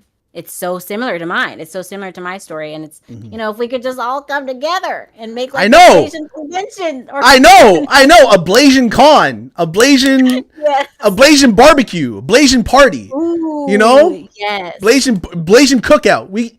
There's so much we can do with it. There's so much, and I know a lot of Blasians on this platform. They have no choice. Yeah, they have no choice. But some of them, I like, that's their audience, right? Their audience is black, the black community. Yeah. You know, a lot of them are, like, from what I can see, it's just, I saw this post on Threads. This, black, half Filipino lady. She's just literally said, like, it's just easier for me just to identify as black because everybody else is telling me that I'm black, and it's hard for me just to say that, I have a Filipino mom, so it's just easy for me to say I'm black, and then people just accept it. We don't have the same. We have the similar struggles, but we don't have the same struggles, and that's it's crazy to like understand. There's a difference, and it's not like stark enough to like really do anything about it, but it's still different, But for those of y'all in the chat who aren't Blasian, it's hard out here. We can. It's like identity crisis. Right? It is a crisis. Identity crisis really hits like a lot of mixed race people like out there. It really does, because you don't know how to identify when it comes to other people. Other people on the outside, they will look at you, and based upon how they experience like diversity in their lives, however, they will look at you and be like, okay, this person's this color, so, or from their mind, this person looks this certain way, so in their mind, it's like, okay, this person has got to be this, or this person has got to be this. Right. Yeah, like I see a light-skinned person and they're black. All right, they're black. There's no way. You really have to look. Like, there's this actress named Sydney Park. I don't know if you heard of her. Sydney Park. She's like half black, half Korean. Her mother's from America. Her father's from Korea. And but when you look at her, I see it. I see it. I see a little bit of mix there. I just don't see black, but like some of the roles that she had to take were black roles. And that's what a lot of mixed race ladies and guys have to do. Like, a lot of them are mixed, but they take the black roles because it's just easier. It's just easier to identify as that, or to take that to get your money, get your bag, than to be like, well, like they're not gonna stand. They're not gonna be like, they're not gonna be like, no, I refuse. If I had fun fact, I was like, training to become an actor. That's why I moved to Vancouver. But if I was if I was approached, like my agent at the time, my talent agent at the time was like, yeah, you'll be cast as the roommate, you'll be cast as the best friend, you'll be cast as the POC. And I was like, POC, what the hell? Person. I was POC. I was like, okay, you'll be the token. Like, she didn't say token black person, but in my mind, I'll be like, I'll be the token black person. I'll be the token black person That's cast. And And the again, movie. I would never complain. Why would I complain? You're getting your money, you're getting a role, you're getting your foot in the door. You have no control, right? And this is why it's so important for me to start, and there's plenty of other podcasts and plenty of other things on social media that do this already. But I just want to add to it, and to spread that a message of, being Blasian is not just, not just one thing, if you know what I mean. Like when you're Blasian, you are repping both your parents in a way. And I'm not going to knock anybody who, other Blasians who identify as black. I'm not, you do your thing. I'm not going to knock you. I'm not going to say anything, but at the end of the day, your mom or your dad is either black or Asian, and, just don't be ashamed of them. Don't be ashamed of your parents. That's all I got to say. Don't be ashamed of how you were created, because at the end of the day, we did not choose to be here on this earth. We didn't choose. Let's just be real. We did not choose. We were not, we didn't have no choice. We came in when we were born, and our parents, that's it. They brought us into this world, and it's up to us to live in this world. All right? Yeah. And whatever adversity that we went through between when we were a child up until now is who we are. Like that's the person we are right now. Like you can focus on the past, you can talk about the past all you like to, but at the end of the day, if you don't learn from it, like what Maddie pays. If you don't, you can grow. Yeah, like if you don't grow, if you don't go, you can go through it, and if you don't learn from it, then it doesn't amount to anything. Yeah. And that to me, stay true to yourself. Yeah, stay true to yourself. What you're comfortable with, what is true to yourself. And what's funny that you said that. Before I even knew I was Asian, I gravitated towards Asian people. Like I had Asian friends, like in the workplace. I would always for whatever reason, and they were gravitated to me. It's enough for us to go to lunch together and spend our time, off, work hours together, like on the weekends. Like I just gravitated towards them. And even my best friend who's coming to see me next weekend, he's Asian, and I have another girl, she's Asian, she's coming to see me next weekend. But it's almost like it's not because they're Asian I was friends with them, but I just gravitated towards them. So it's almost like my I don't, it doesn't have to be this deep, but it's almost like my ancestors or like whatever's in my blood, because I'm half Asian. It's like it pulls me towards those people because something in me is like you're safe here.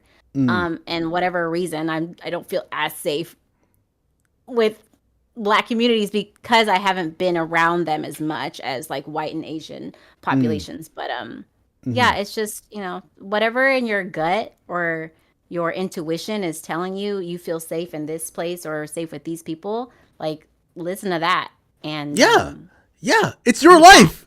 It's your life at the end of the day. That's what it comes down to.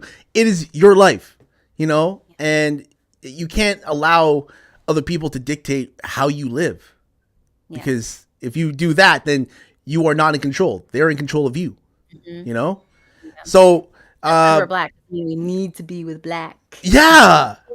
Or the Black friend or whatever. Yeah. Or the Black representation. Like you are like when there's like a Black topic or like something that has to do with like Black people that comes up, and then you're the only non, white or Asian or whatever. You are like the closest thing to what Black is. They all look at you like, right. You're supposed to be the expert. You're supposed to be the expert here. I'm not. Look at me. Oh, it's like, why are you looking? Yeah, we're not the experts, we're not. I feel as though it sucks that we are identified as Black from the outside. And this is one of the things that I bring up in my, well, not one of the things I bring up in my script, but like, my script is about identity. That's the main through line of it.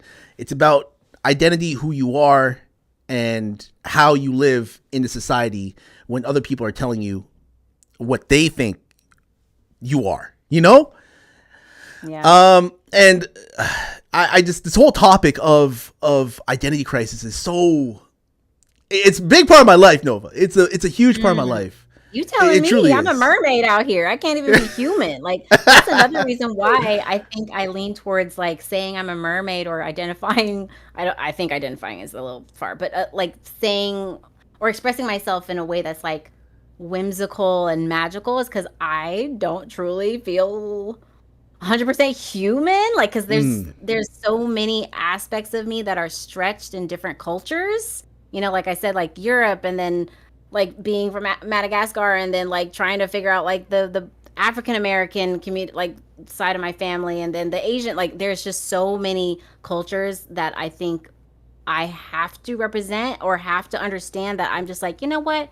I'm just gonna be a mermaid. I'm in the ocean. Don't fucking bother me. So I think in the way that like my identity crisis comes up is like just being more fantastical and whimsical in nature, and being like this creature as opposed to a human, so that it's just like relatable. I'm more relatable on a mermaid level than human is how is where I'm at. So This whole mermaid culture, by the way, how did it like manifest? Like, this is all new I to me, don't by the know. way. Yeah, like you're the only person that I'm like, wow, this is like being a You mermaid go on is like, Instagram and just like type in mermaid, like in search, as yeah, far as like profiles and accounts, there's, I can't tell you how many communities out there that are like actually living a mermaid life. really, I am not the kind of mermaid person who's like out here with a fin and like a tail going out into like the ocean and taking pictures. I'm just saying, like, I identify with like the Little Mermaid story, like not having a voice or giving my voice up, losing it for something else that's not true for me. Like, I am identifying with like the story of the Little Mermaid more than I'm just like, I'm a mermaid core girl or mermaid talk, whatever is out there. Mermaid con. Yeah, there's just, it's just ballooned, and I don't know if it's because of the Ariel movie that came out or if it's been pre that, but like I have a picture from like 2014 or 15 when I dressed up as Ariel for like a holiday Halloween contest, and I won. Like, oh, that's how far back like I've just been like into mermaids. But like in the past fucking 3-4 years, it's just like almost everywhere. oh, hey, On it. cuz, thank you for the lurk, thank you for the lurk. Another Blasian in the chat right there, Blasian butterfly. Another Yeah. Blasian in the chat, yo. Okay. Um. Lord.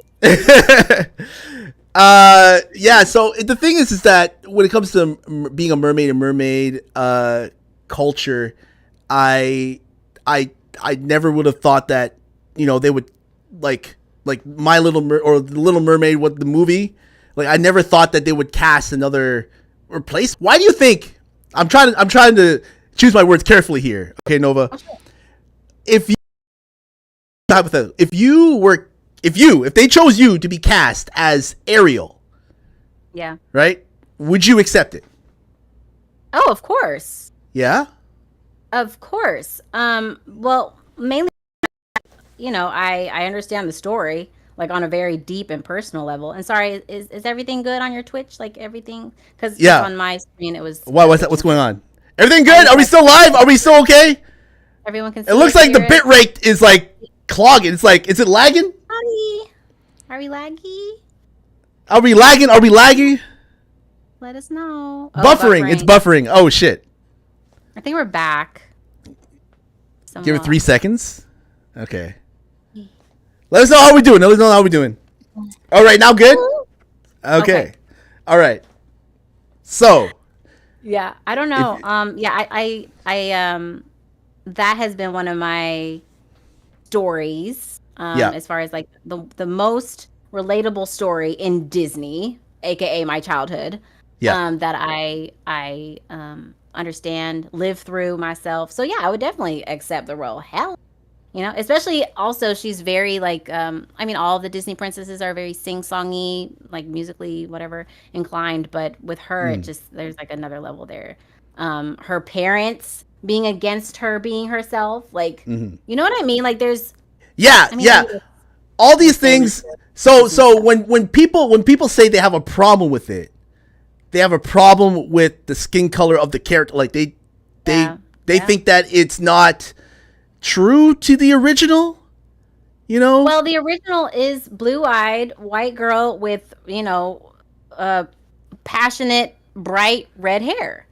And you go from that white character to a black character. We live in America. We're always going to see that pushback. I think that happened in the Hunger Games movie too, where apparently the character, keep me honest, people, I don't know her name because I haven't watched Hunger Games too many times. But there's a character apparently in Hunger Games that was supposed to be white, but they cast a little black girl for that character in the movie. Okay. And she received a lot of, I don't know if it was more she or if it was just like the producer, people who were responsible for that decision. They got a lot of flack for that. And it's just America. Like America's literally just racist. And it's fine to say, like they're literally just racist. Okay. Not to be devil's advocate. Are they racist or are they like, okay, this is what the character was. Okay, why not stay true to that? Just like if a black character was the original character, like it's like saying let's get Brad Pitt to play as Black Panther. Like it's just how let's have a little bit of a light conversation about this because I want to hear your opinion. I can speak to that, and I appreciate you bringing this up because it's going to do another loop. It's going to do another what's it called? Callback to what we were talking about before. Yeah. In Harry Potter, they are making a TV show. Yeah. And where like the first season is going to be just the first chapter and so on, or not the first chapter, the first book, and then so on. A lot of people thought Adam Driver. I don't know if you know the actor Adam Driver. I think he's in Star Wars. I love me some Adam Driver. I love me some Adam Driver. If you have a picture of Adam Driver and the originally casted Snape from the movies, you would say that's a perfect, casting decision. Yeah, you make a good Snape. Instead, they have decided to go with a very dark-skinned black man. Okay. And a lot of people who are upset with that. Then you have Hermione, who is I'm not going to say supposed to, but she has been in the movies casted as a white girl. Now we have a biracial girl who's going to be Hermione in the TV shows. Now, the reason why, at first, I was a little bit about the Snape decision because I also like Adam Driver as an actor, and I think he would have played that role very well. And I'm giving, that I haven't seen anything the black man's been in, so we're just going to give him a go, right? Like, actors are going to act, and that's what they are hired to do, so let him do it. Same thing with the biracial girl. She had to, the girl who's being casted for Hermione, she had to delete or log off of social media because of all the hate she was getting. Just because she's black. No other reason. Now, the reason why I don't think Brad Pitt should play Black Panther is because Black Panther is in a universe where they're historically African. When you're talking about Harry Potter, which is a wizarding world, any person of any race can play any character. Unless their background specifically says like they were from fucking Africa, and the reason why that has any significance is because like they brought fucking bongos to the, I don't know, Voldemort battle and killed, there has to be a specific reason. And the same thing with the Little Mermaid. It's a fucking mermaid. Have we ever seen a real mermaid before? They can be black, they can be white, they can be yellow, they can be purple. They are mystical, magical creatures in a fantasy world. So when it comes to that's all I'm getting to. Okay. Just be light as possible. If it's in a fantasy world, any actor can play any role regardless of their color. Now, I know I just said Black Panther and that's supposed to be a mystical universe, but it's still like the profiling of those people and the population is supposed to be black, right? Like they are in like an African esque tribe. So it almost, Brad Pitt wouldn't fit that universe that they've created. But with Harry Potter, they are students, they are teachers. Students can be black. Teachers can be black. So there's no like, oh, they should be white. You know what I mean? And same thing with mermaids. Like a mermaid can be white with red hair, or she can be black because literally they're underwater. They can come from any like near any land for it to make sense. You know what I mean? I don't know if that made sense, but that's how I feel. Okay, so if Brad Pitt played T'Challa, right? If he played him, do you think there'll be a big backlash towards it? Well, yeah, because it doesn't make sense. Because I mean, unless he came from a white tribe, I think someone said that someone said White Panther. Brad Pitt will be Black Panther, and it will still slap. It'll slap, but I think that it has to make sense. Like if Brad Pitt is going to be Black Panther, that means his backstory has to be he was like adopted from black parents, or he's like white African, and like why does he need to be white? Like, you know what I mean? Like it has to make sense for the story, and it would not. With the Little Mermaid, it made sense because there's no such thing as mermaids. Like you know what I mean? Like it's a fantasy makeup world. Okay. With no like ties to a race. There's no tie there. So Little Mermaid is not tied to a race. No, not necessarily. You can be a white mermaid with blonde hair, a white mermaid with red hair. There's no reason any mermaid should be one thing, which is what they wanted, a white woman with blue eyes and red hair. But a mermaid can be any race. So if the original creator was doing the movie, would he cast this? No. Okay. So I think he was Norwegian or German or something. He was something European. Okay. Yeah. So that with that logic, you know,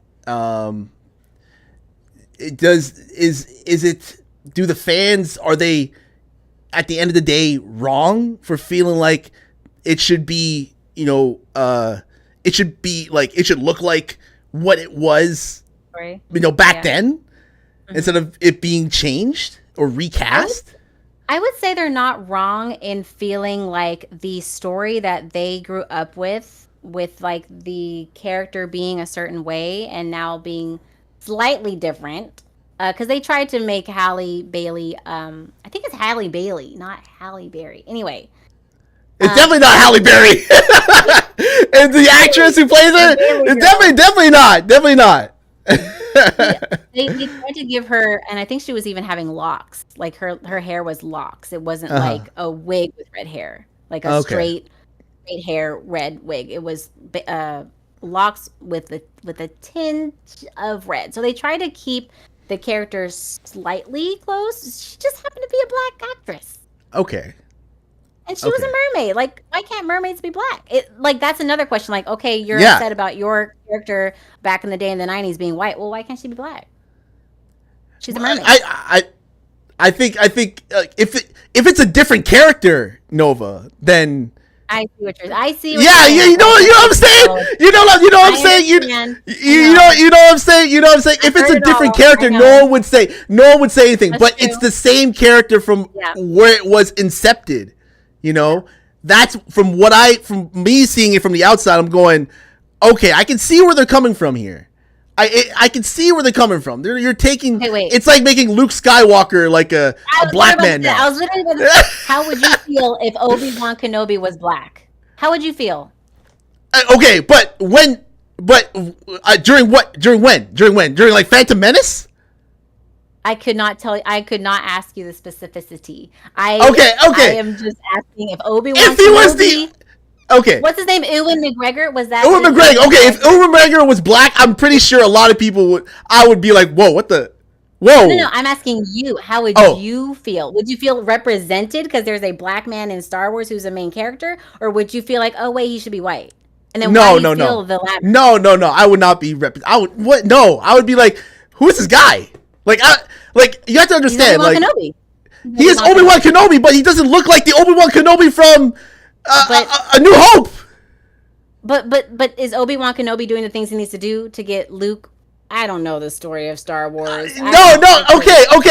Let's do another example. Okay, we'll take Harry Potter since you know Harry Potter. Okay. character. Daniel Radcliffe. Daniel Radcliffe. Okay, Daniel Radcliffe. Yes. All right, Daniel Radcliffe. Okay. All right. Okay, so what's the first Harry Potter movie? What's it called? Okay, Sorcerer's Stone. Sorcerer's Stone. All right. This is a quiz. So yeah. So he's like, yeah. I'm making sure you're you know your stuff. Okay. I know it. Okay. I'm making sure you know your Harry Potter. All right. Okay. Try me. Harry Potter, right? Mm-hmm. Let's say, for example, he is recast. Yes. Okay, in I don't know, Prison of Azkaban or something. Another movie. Sure. Yeah. Like, how would you feel about that if it was recast as like Bow Wow? If Little Bow Wow was Harry Potter, how would you feel? Okay. How would you feel? I mean, I don't think I would feel a type of way, only if I couldn't think of anyone else who could replace Daniel Radcliffe. The only reason why I had an issue at first with Snape is because people were putting like Adam Driver, like they were bringing up his name. And I was like, oh, that would be like, I was looking forward, even though he wasn't officially cast or anything. It was just people who were just talking on the internet. They literally like, oh, Adam Driver would be a great Snape. And I was like thinking to myself for a while, like, oh my God, yeah, I like the actor. I think he would fit like the image right. Like the hair is, whatever, fleek. And then as soon as they announced someone else, I was just like, oh, I think it would have been, even if they had Ryan Reynolds like cast for Snape, I'd be like bummed, because I had in my mind at the time Adam Driver would be. So it would. Yeah. What I'm saying is, if Harry Potter was recasted as a black person, so long as I didn't think of anyone else who could like fill his shoes, Daniel Radcliffe's shoes, then I wouldn't have a problem with it. So if he did a worse job than Daniel Radcliffe. Oh, well, we're not talking about performance. We're talking about. Okay. We're literally talking about skin.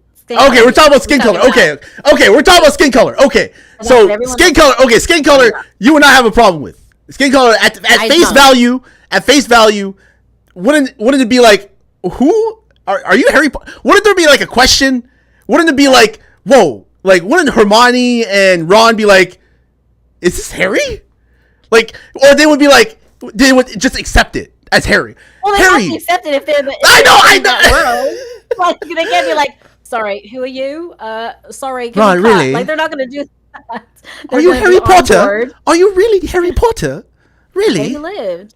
Yeah, I mean, it wouldn't be out of, for the story to make sense. It wouldn't change anything, because like this powerful guy, evil powerful guy trying to kill a black baby, that's not out of the realm of possibility. So it doesn't really like change the story. Like, that's what I'm saying about Brad Pitt.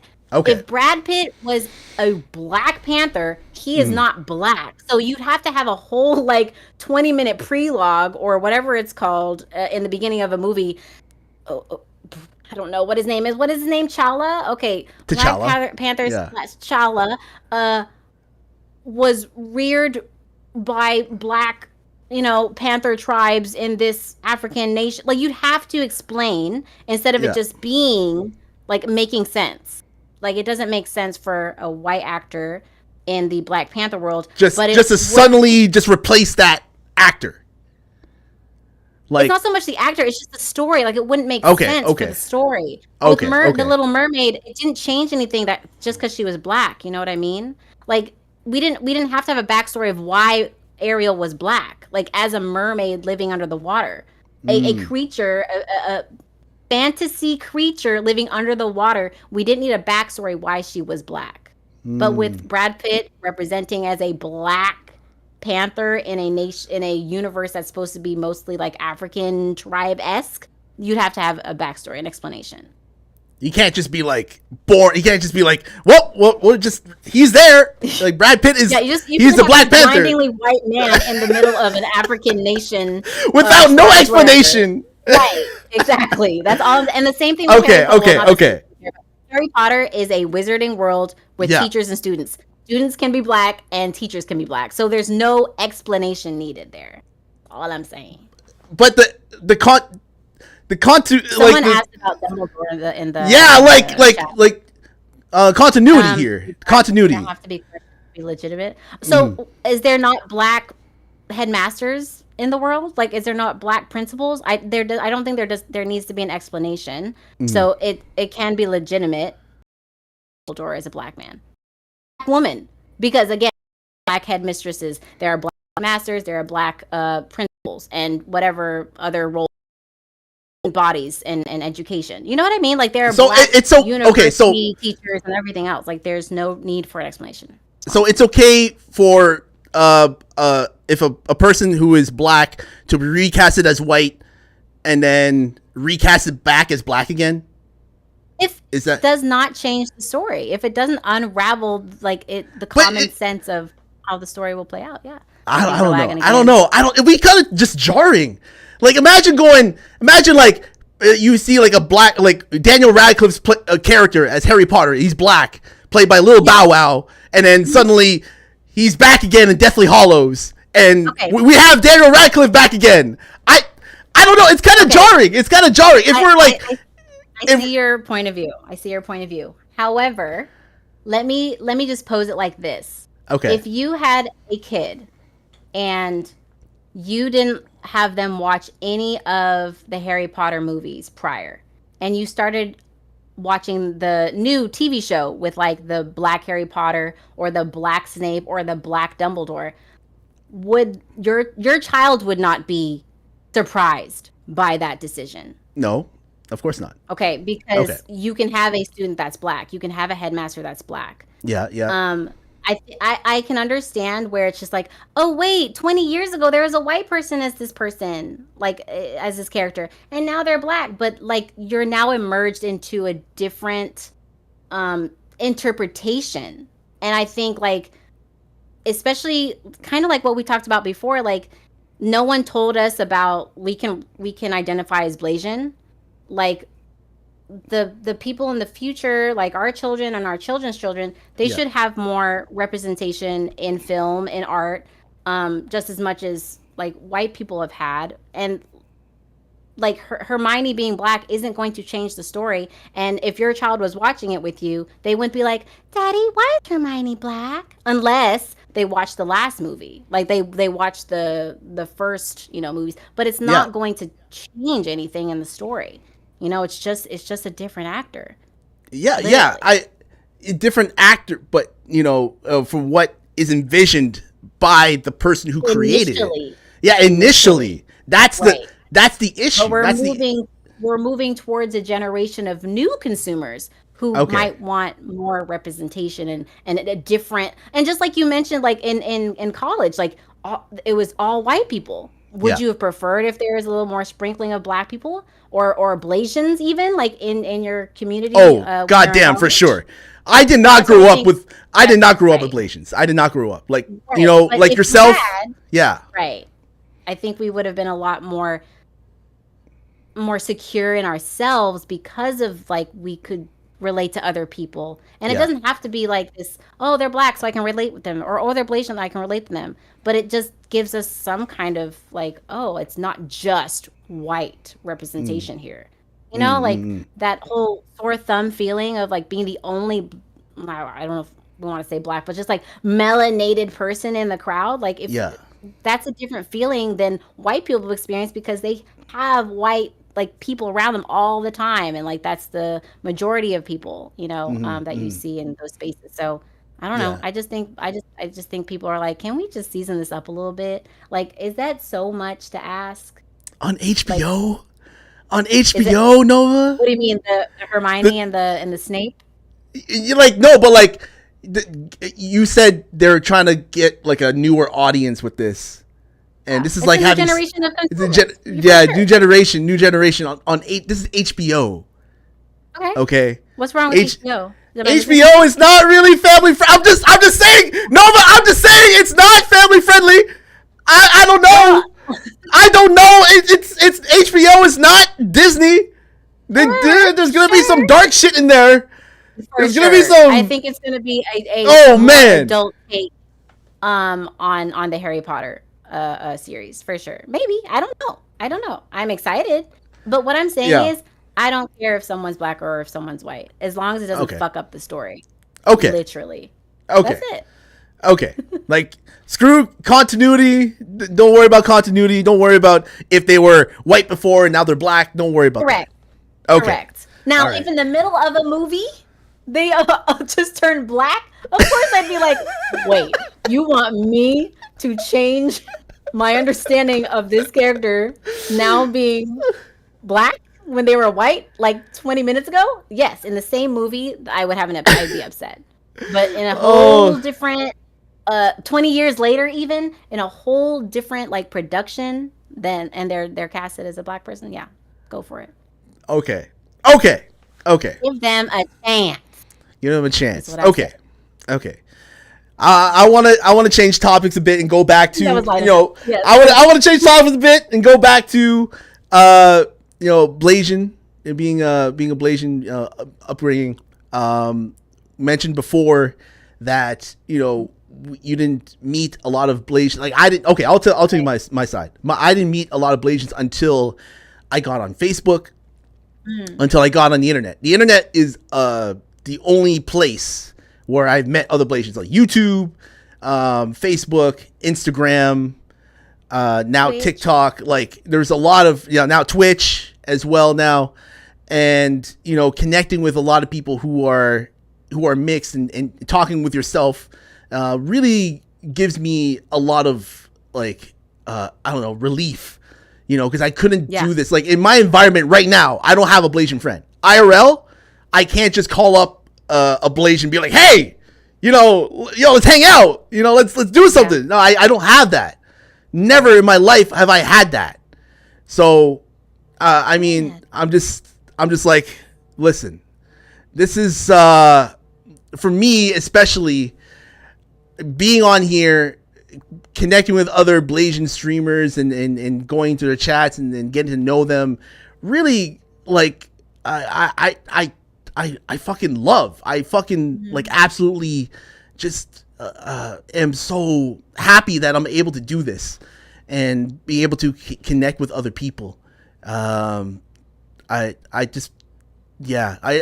want to get your perspective on it because I know you mentioned you didn't meet a lot of other mixed race people on here. Yeah. And I want to ask, like, I know Notif, is it Notif, not you too famous. Yeah, not you too famous. Okay. Is there any other Blasians on here that you've met or you follow that you connected with other than myself? Honestly, you're kind of like my middleman. You're like my you're my source person to other Blasians. Like I followed Blasian Butterfly.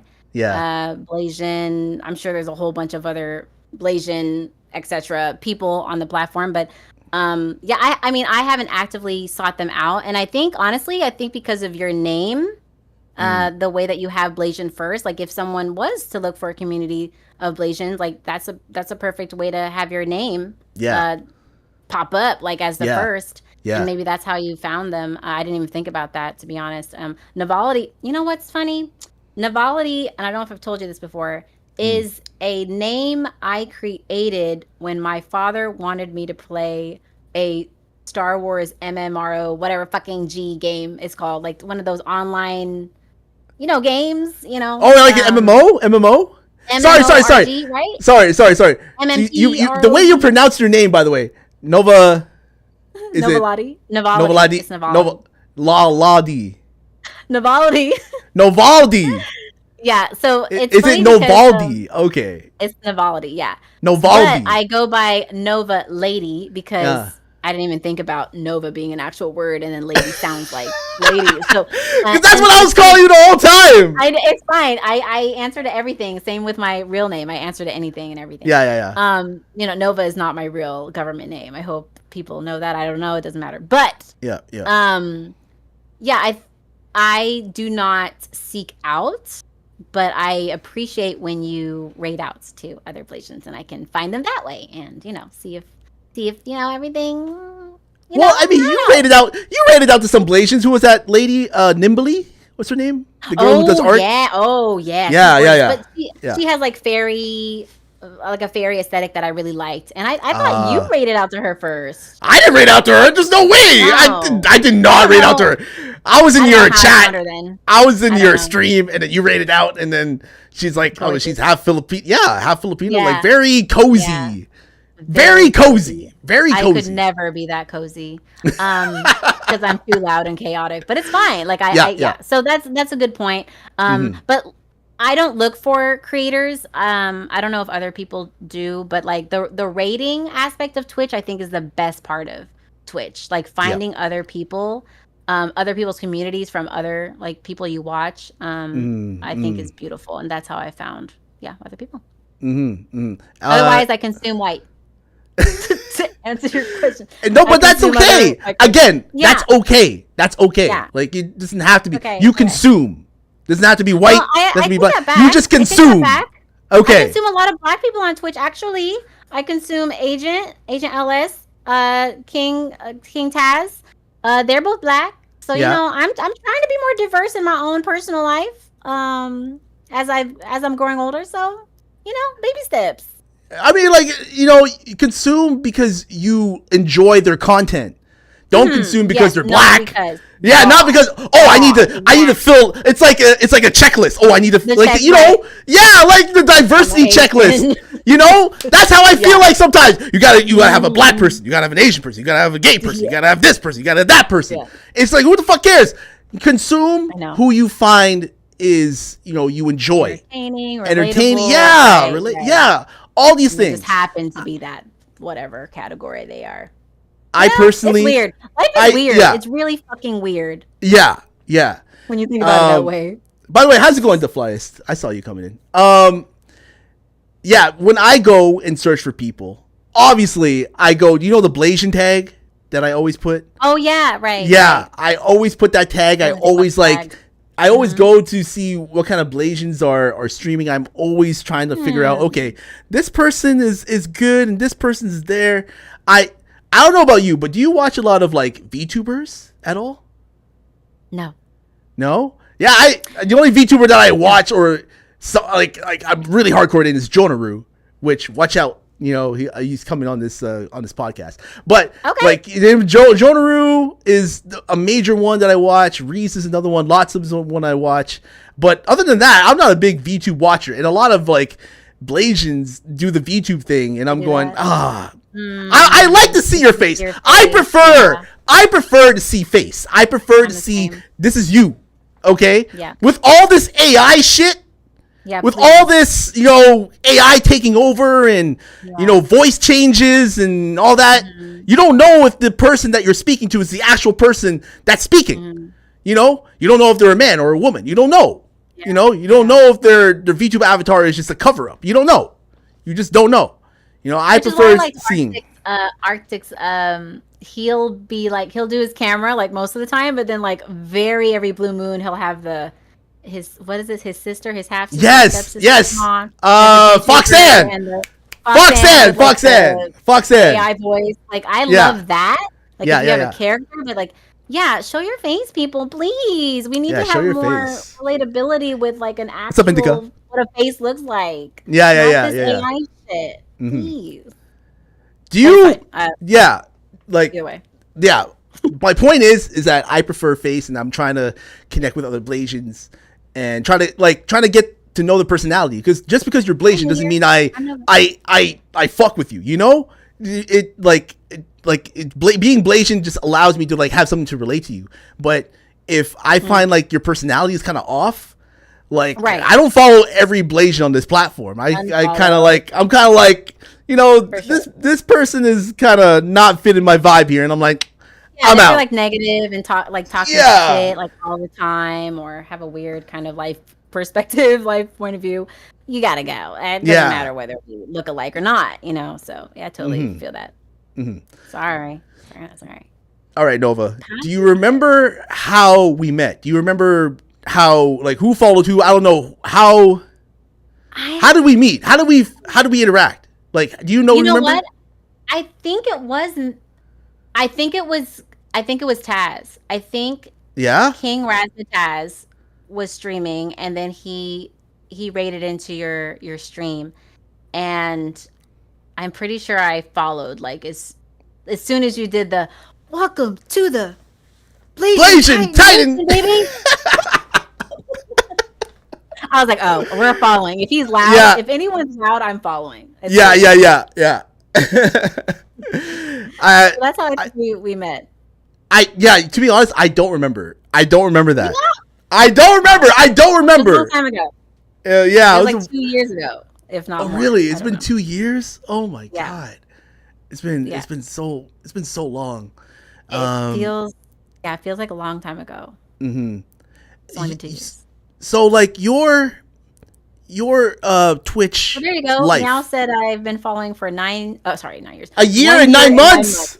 17 days. Almost there. Almost getting to that but 2 year it mark. feels like longer though. Yeah, Thank you, Mal. yeah. Jeez.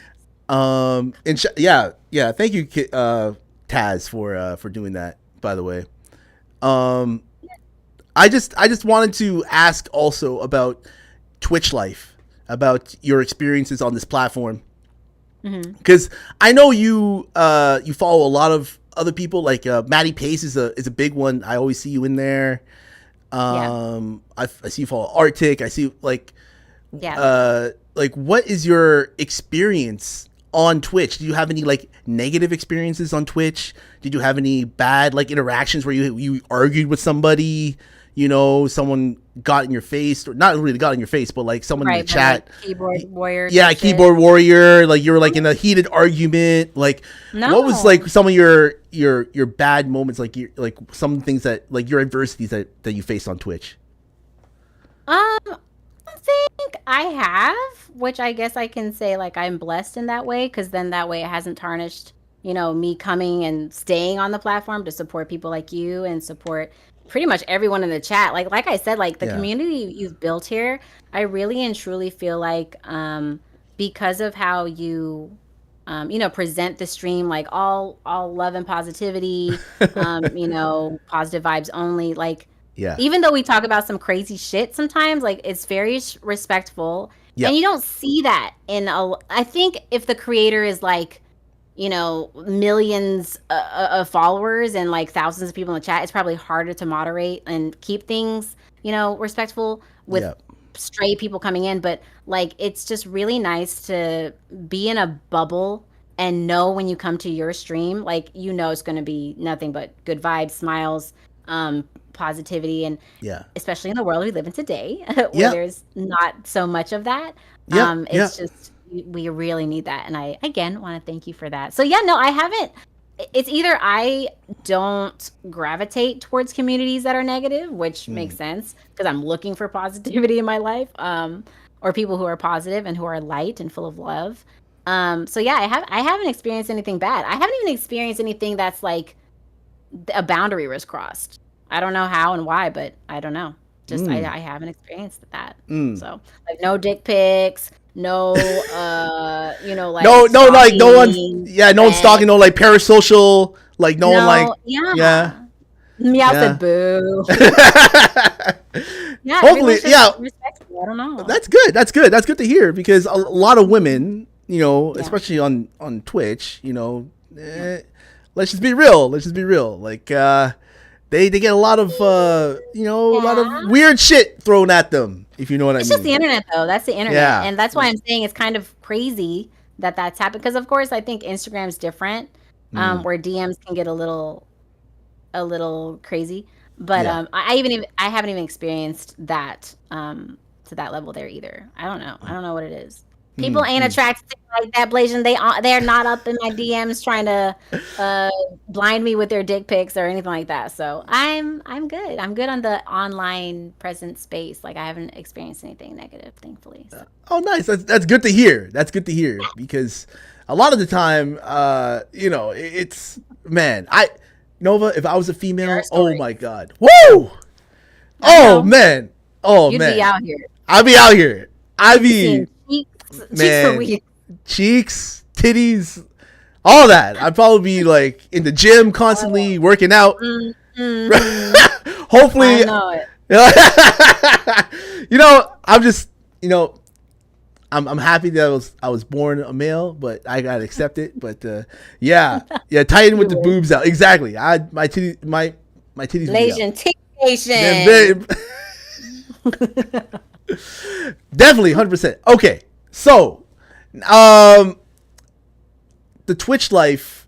Do you see yourself on this platform for years to come? Like, do you feel like you are going to be streaming more on this platform, or do you feel like what is your future looking like on Twitch? What is it like overall? I What don't is it? What do you know. think? I'm really. I feel like I'm a better supporter for sure. Um, I want to be back in the streaming space. And sorry if I'm like loud as hell. I just realized like I'm just yelling, even though I'm like right here. I'm like, I do want to be more live, I think, in the coming months. It depends. It depends on where I see my content leaning in general, because I think I'm more Instagram, YouTube, probably in the next few months. Oh wait, I take that back. When Hogwarts Legacy 2 comes out, that is when I will probably be more active. So anything Harry Potter, anything Harry Potter. I think that's like my comfort zone, and it's just like, if I'm enjoying the game or enjoying the experience, then people will enjoy me, right? Like, have you ever played a really shitty game on Twitch and you're just like, you have to overperform because the game's lacking, kind of? Yeah, you know what I mean? yeah, I don't 100%. want to go through that. Yeah. Where I'm at. And that's the thing. You want to enjoy what you stream, right? You want to be able to go live and just have fun and be happy, because that energy is projected. You know, that energy is literally projected to the people who are watching, to all the viewers who are watching. So whenever I go live, I like to, have fun with what I'm playing. Even though a lot of people don't like what I'm playing, like Blades of Fire, everybody just doesn't like that game. I don't know why. No? I don't know why. Y'all just haters. Oh, Haters. ASMR. That's what you played. Oh, it's Death Stranding. Oh. Yeah. Death Stranding was when I did ASMR, but Blades of Fire is what I'm doing here on this channel, and I like it. It's not like one of those games where it's just like, oh my god, it's it's amazing, it's like groundbreaking. No, it's like a fun, Souls like type of game, and but the point is that I'm enjoying it, I'm loving it, and it's bringing me like I don't know, it's bringing my energy up, if you know what I mean. It truly is. It truly is. I wanna switch topics a bit more and talk about like one of the things about you, Nova, is that I could talk about like mature rated topics like sex and whatnot, and you would respond to that. You would respond to that. I will. Yeah, you respond. If I'm hearing you loud and clear, I will respond for sure. Yeah, for sure. Like you respond to that, and how open you are with it. Like, I'm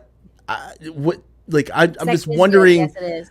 I'm wondering if like you were always like this, or was it like kind of were you always open? Because like a lot of people are not really having the same mindset as myself, who is like can openly talk about sex, and like I don't know why, but sex on Twitch is not really a thing to talk about. I don't know. I feel as though violence is more accepted and talked about than sex and your own sexual, like what you like to do.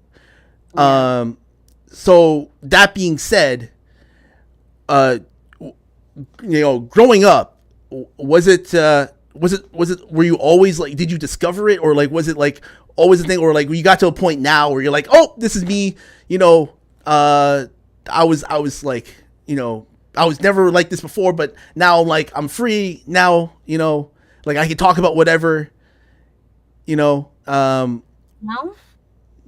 first of all, I love this question, because I think that's another thing I know I'm here for, like, as far as like my why and how I show up. Yeah. When I when I was a child, my mom didn't like to talk about hard topics with me, and by hard I mean like who I kissed on the playground, or like if I got in a relationship, or sex, obviously in general, and Yeah.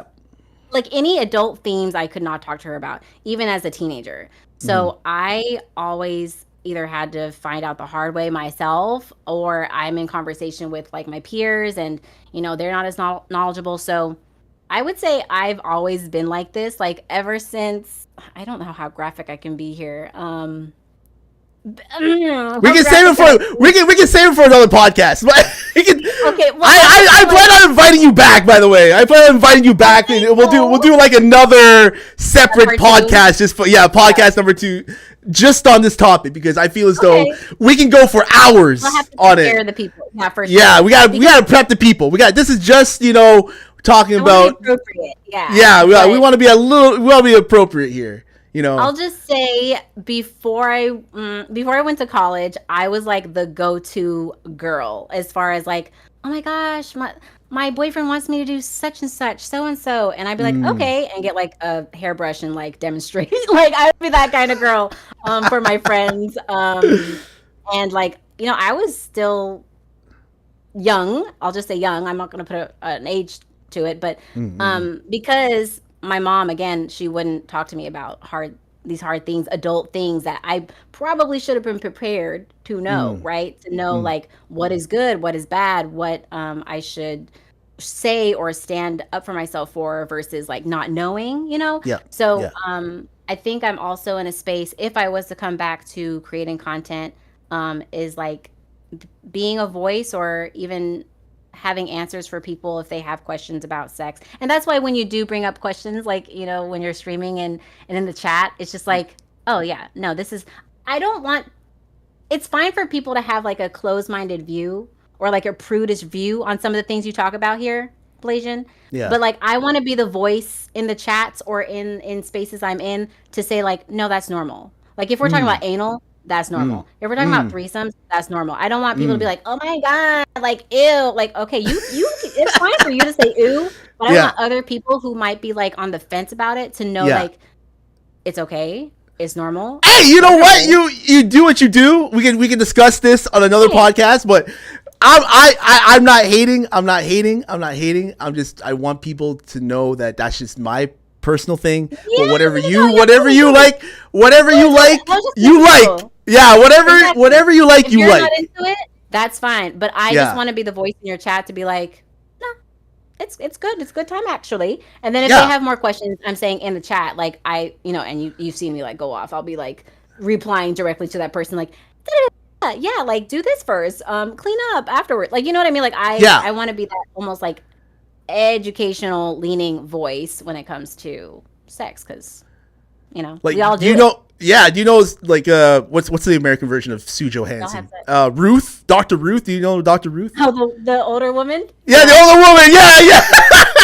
You're like the Dr. Ruth of the chat. I want to be. And someone from my voicey community actually tells me I should do that, and I'm just like, it's different coming from a guy. Like I think because you're a guy and you bring up sexual content or topics, like it comes off as like curious and like open-minded. But if I was to do it as like the center of my thing, I have to be careful, because I'm a woman. I have certain assets or whatever.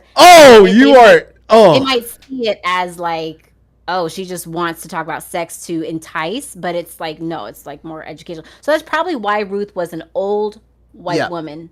Yep. Same with Sue Johansson. Same with Sue. Society would be like, oh, that's like I'm talking to my grandma. I'm not being sexually enticed or encouraged of anything I'm looking at. I don't know.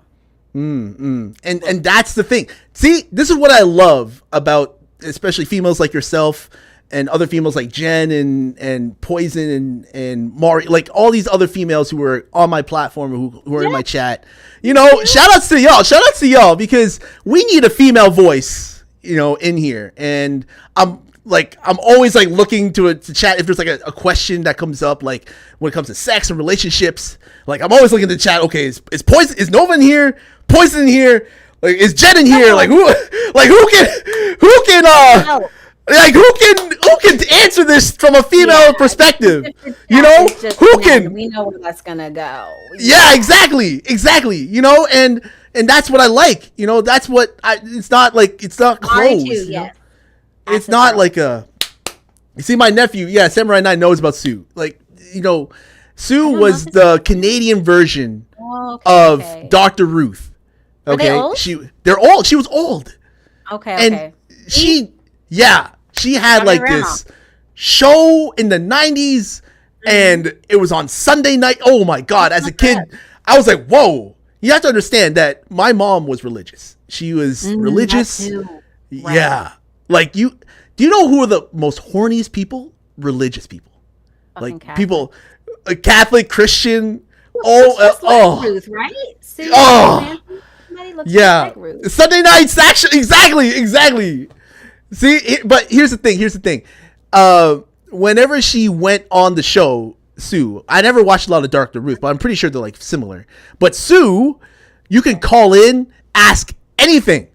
Right. There's this woman, like asking her about queefing, like why am I pussy farting? Like it's just stuff like that, and she would answer it. Like she would not laugh. She would answer it. She was like, "It's a beautiful thing." She would like educate you on it. She'll show you how to put on a condom properly. Like all these things. Yeah, all these things, and she would not turn a blind eye. And that to me was inspirational because I wanted to come on here and be.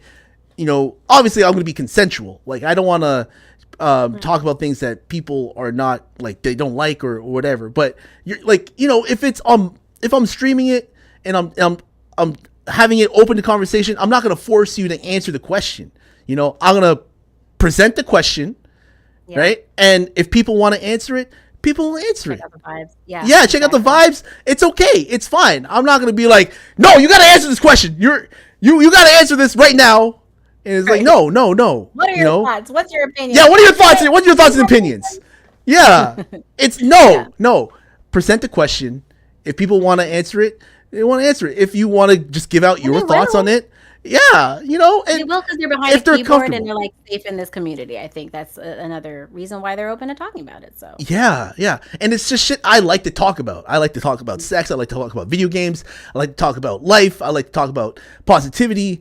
You know, yes. I stay away from religion. I stay away from politics. Religion and politics. I do not recommend. The things to avoid in like conversations with people you're not like super close with, and you never know like who's leaning towards what. You know what I mean? So yeah, that's definitely the way to go. And yeah, like if you talk about those things, that you will have like people who disagree with you and just like don't want to watch you anymore. And like, yeah, you know, just this shit like that. So that's why I just stay away from it. You know, everybody here is on equal grounds. You know, you have some people who are not, they're not, with other people, that come on here. And all I ask is that, keep it light, keep it positive, whatever issues that you have with this other person outside of this channel, don't bring it here, For sure. Leave it outside there, because obviously I have nothing to do with it. Obviously, No, but they want you to mediate. They want you to be the mediator, Blasian. You can. Yeah, no, but I'm not the peacekeeper. Like, I'm just like, whoa. There's two sides here. Like, I'm always the type of guy. Break it up in the chat. Yeah. I'm always the type of guy that is like, okay, I try my best. Like, this is something that I've learned over time, not to take sides immediately. Yeah.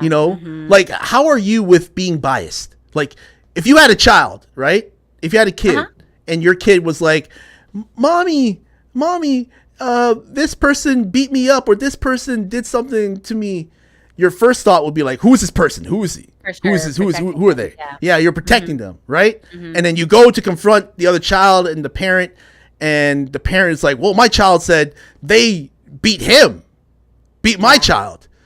Yeah. And then you're like, okay. Yeah, like what? Who do you like? You're gonna be taking your child's side, like, right? I assume, or would you be like, well, I wasn't there. Both of you were there. This is a good moment to teach each other. Hey, I don't know what happened between you two, but someone started something. Someone's not telling the truth. You know, So from that being said, like it took me a while for me to be like, okay, now at my IRL job, I'm kind of like in a higher position, and you know, I don't want to. If someone comes to me with a complaint, and then they're complaining about another person, like another employee, you know, it's okay. I listen, and then I take the other employee aside and be like, okay, what's going on? You know, what's happening here? You know, try to be, you know, try to listen to two sides. There's always two sides of the story, you know. Always. And based upon what one side says and the other side say, it's like being a detective. It's like you come to a conclusion based on facts. Don't base it on emotion at all. Base it on facts, and that's it. Execute. Note have said 3 sides to it. 3 sides. Oh, what's the third side? Well, like God? God? like the one above? Father, Son, Holy Spirit. Yeah. Well, if one side is not being truthful and the second side is, oh, I see. then that means there is a third, because that means there's a true, a false on this side, and a true. Right? Is that what you're talking about? Third side is the truth. Right, exactly. And then the perspective is always going to be different. Like maybe that person was going through a bad day, and the way that they navigated the rest of the day was in a bad light, and interpreted whatever that coworker said bad because they're themselves bad, but it wasn't necessarily like the intention wasn't to make that person, the first person, bad. You know what I mean? So it's like there's also that, like, you have to consider it's not just what was said, is how that, like, how each person interpreted whatever the other person said, or that made it an issue, that made it into this beef, you know. And I thankfully haven't been into any like Twitch drama. I think I definitely just I'm quiet because I again, like, I wasn't there probably most of the time, and unless I've seen it myself to make my own assessment of the situation or against that person or the 2 people involved, then I'm not wasting energy towards it. I'll probably just go into, because you know what? I don't know if you do this, Blasian, but I have like at least 3 Twitch twat. It's hard to say. 3 Twitch tabs up. 3 Twitch tabs up. Okay. I'm watching several people at the same time, and you got the triple T going. The triple T. Yeah. So, and it was hard to say. Okay. But that's my own brain telling me to shut up. But yeah, so if something's going on in one chat where I'm just like, ooh, the vibes they are not what I want to, you know, have my energy, I don't want to be around, then I'll just go into the other chats. Yeah. Problem solved. Yeah. It's like it's good not to be involved in the drama. Like there's some points where I'm pretty sure that there's something that's been said that you're like, oh man, I gotta jump in on this. It's like, this is ridiculous. Yeah. You know, I've been lurking a lot of. Yeah. Sorry, I'm just gonna say, however, if say someone came up in here, like someone we don't, and was spitting out or Taz, or first I would be like, you know, something. Yeah. I would probably take that side, but not if it's between them. Yeah, you know, I think having a conversation is important. Communication is important. You know, not going down into like name calling and whatnot. I've been lurking in a lot of Twitch chats where the streamer was like arguing with a chatter, and or one like a chatter was like trolling the streamer like really hard. Like I'm talking like, you know how sometimes sometimes the streamer, you know, has like their alerts or their like redeems like not on cooldown, and like you have like one person just spamming it, and they're like, it's just like sound just that's like annoying. It's crazy. It is crazy. And sometimes where I do a lot of lurking. I don't do a lot of chatting.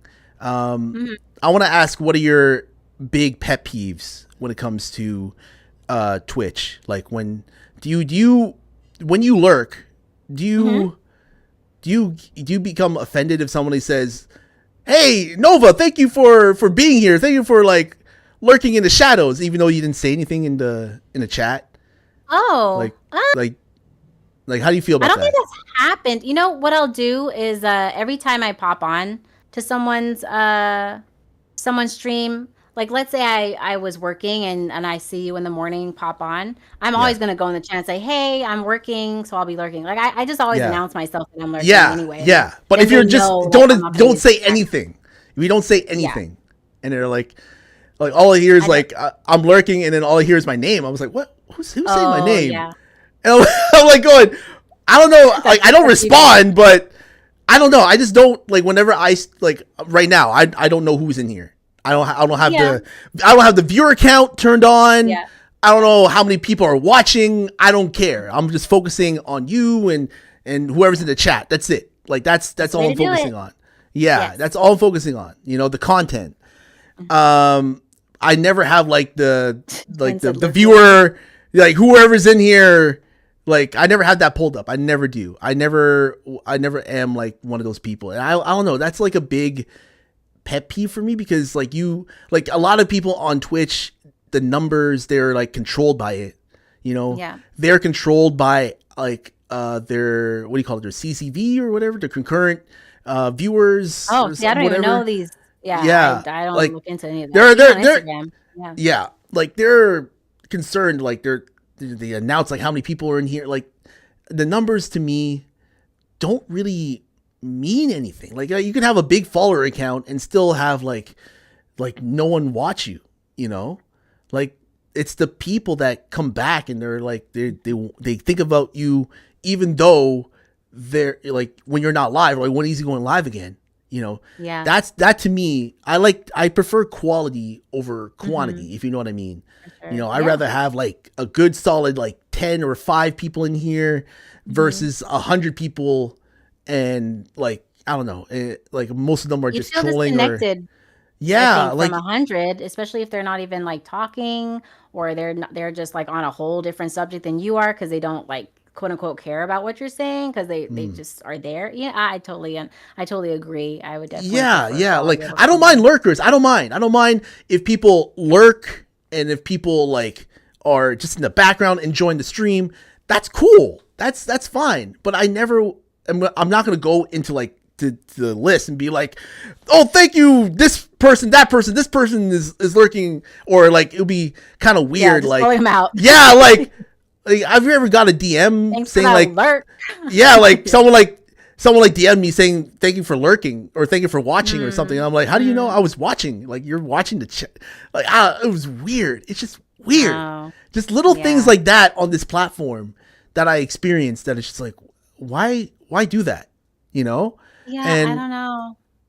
Maybe I to go, make them feel like a part of it, like even though you're lurking and like you've intentionally not been in the chat, like mhm. maybe it's like that streamer's way to be like, "Oh, but I appreciate you being here even though you're not like active here, but like thank you. Like thank you for your time even if it's not in the way that's like as engaging as other people." I don't know. I Mm. didn't even know you could see the lurkers list. Yeah. I thought like you could only like I've only seen my chat. Like I only call out people who are in my chat because they're Yeah. there. Mm, That's what I do too. That's what I do too. yeah. I never ever like go in to I see don't like, oh, mind. who's like, And I even prefer if there's a well, I won't say prefer, but I like that I'll just say Arctic because that's the only one I can think of right now. But Arctic has a button, a redeem where it's like lurking but it wanted to say hi. I love yeah. that and I do that every single time. And then Mm. he'll be like hope you're having a great day and if there's something he says and I'll be in the chat. Like if there's something I can speak to or talk about and I've said I've lurked, I'll go Mm. ahead and be in the chat even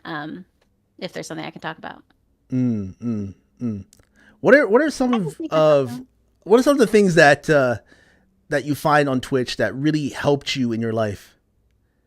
Like what are some of the things that you experienced on Twitch that really Yeah. like really just like enhanced your life and you like would say, oh wow, that was awesome, like that was like really changed your life, you know? Mm. Like what is that you know, that thing, you know, is it just like being on here, just being a part of a community, Mhm. talking with other people, Mhm. connecting? Like what is it, what is the biggest, some of the biggest takeaways you from Twitch versus like YouTube and Instagram?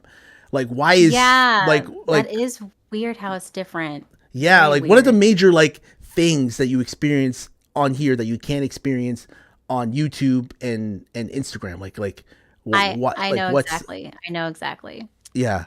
So I think it's like the live element of Twitch where literally if you were streaming right now and I was in the chat and you either speak about, a sexual topic is addressed or, something that you're about to do for the rest of the day is and like we kind of like we build almost it's a deeper understanding of the person when it's live and like in Mm, real time than if you mm, were to post about it like 2 hours from now and you're not live. Like if you were to mm, say, "Oh, I'm going to the park after I stream" in a post on Instagram, but it wasn't live, like it would just be like, okay. But it's a different feeling being live here and like knowing about it in real time. But the mm. takeaways that I've really that have benefited my life, you are definitely at the top three.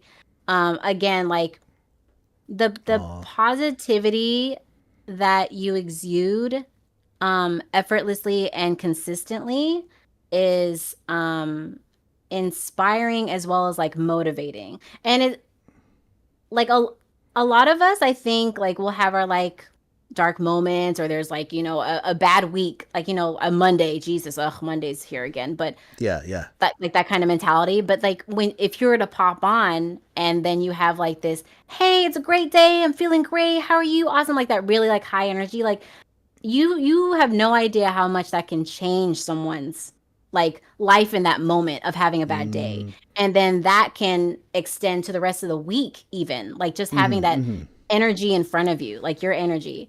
Um there's also Maddie Pace who has like a redeem on his channel, which is like, life advice, write like sing me a rap of like something I'm struggling with Yeah, or something motivational. like that. Yeah, yeah. He's Motivational, but like always yeah, in yeah. Love music form. Maddie. Yeah.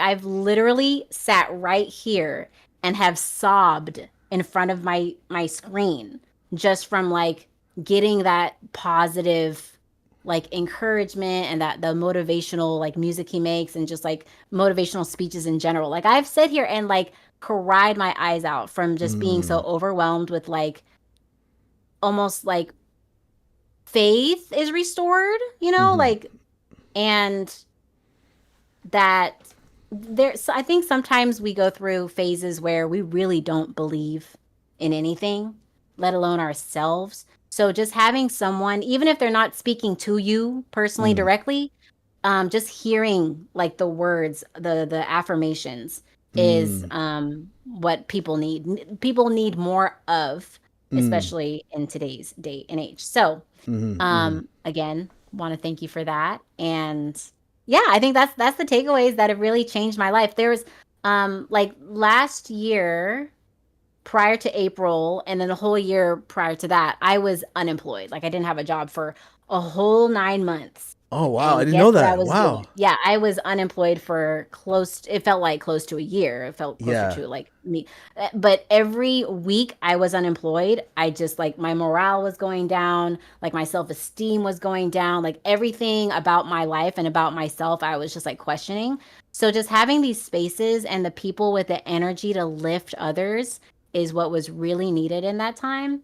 And yeah, I mean, Twitch has done that more than Instagram or YouTube has ever. Mm, So I don't know. Again, I think it's just a real time element mm. that really helps for some reason. Yeah. Let me You know if know. you say the same. Yeah, yeah. It's one of those things where um, Twitch really allowed myself to grow and to experience and to listen to and meet people who obviously, or honestly, they are way better than my IRL people that I meet.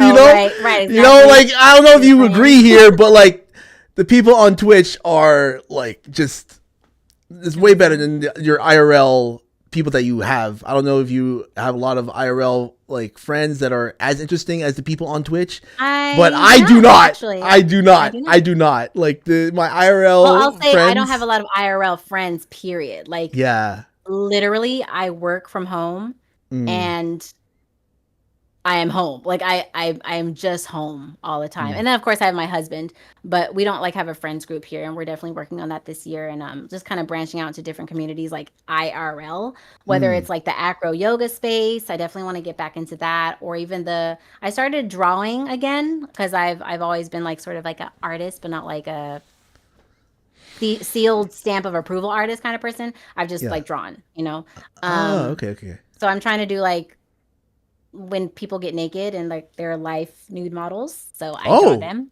Yeah. So I've been doing You like that. to draw the nude models, eh? Mm-hmm. Yeah.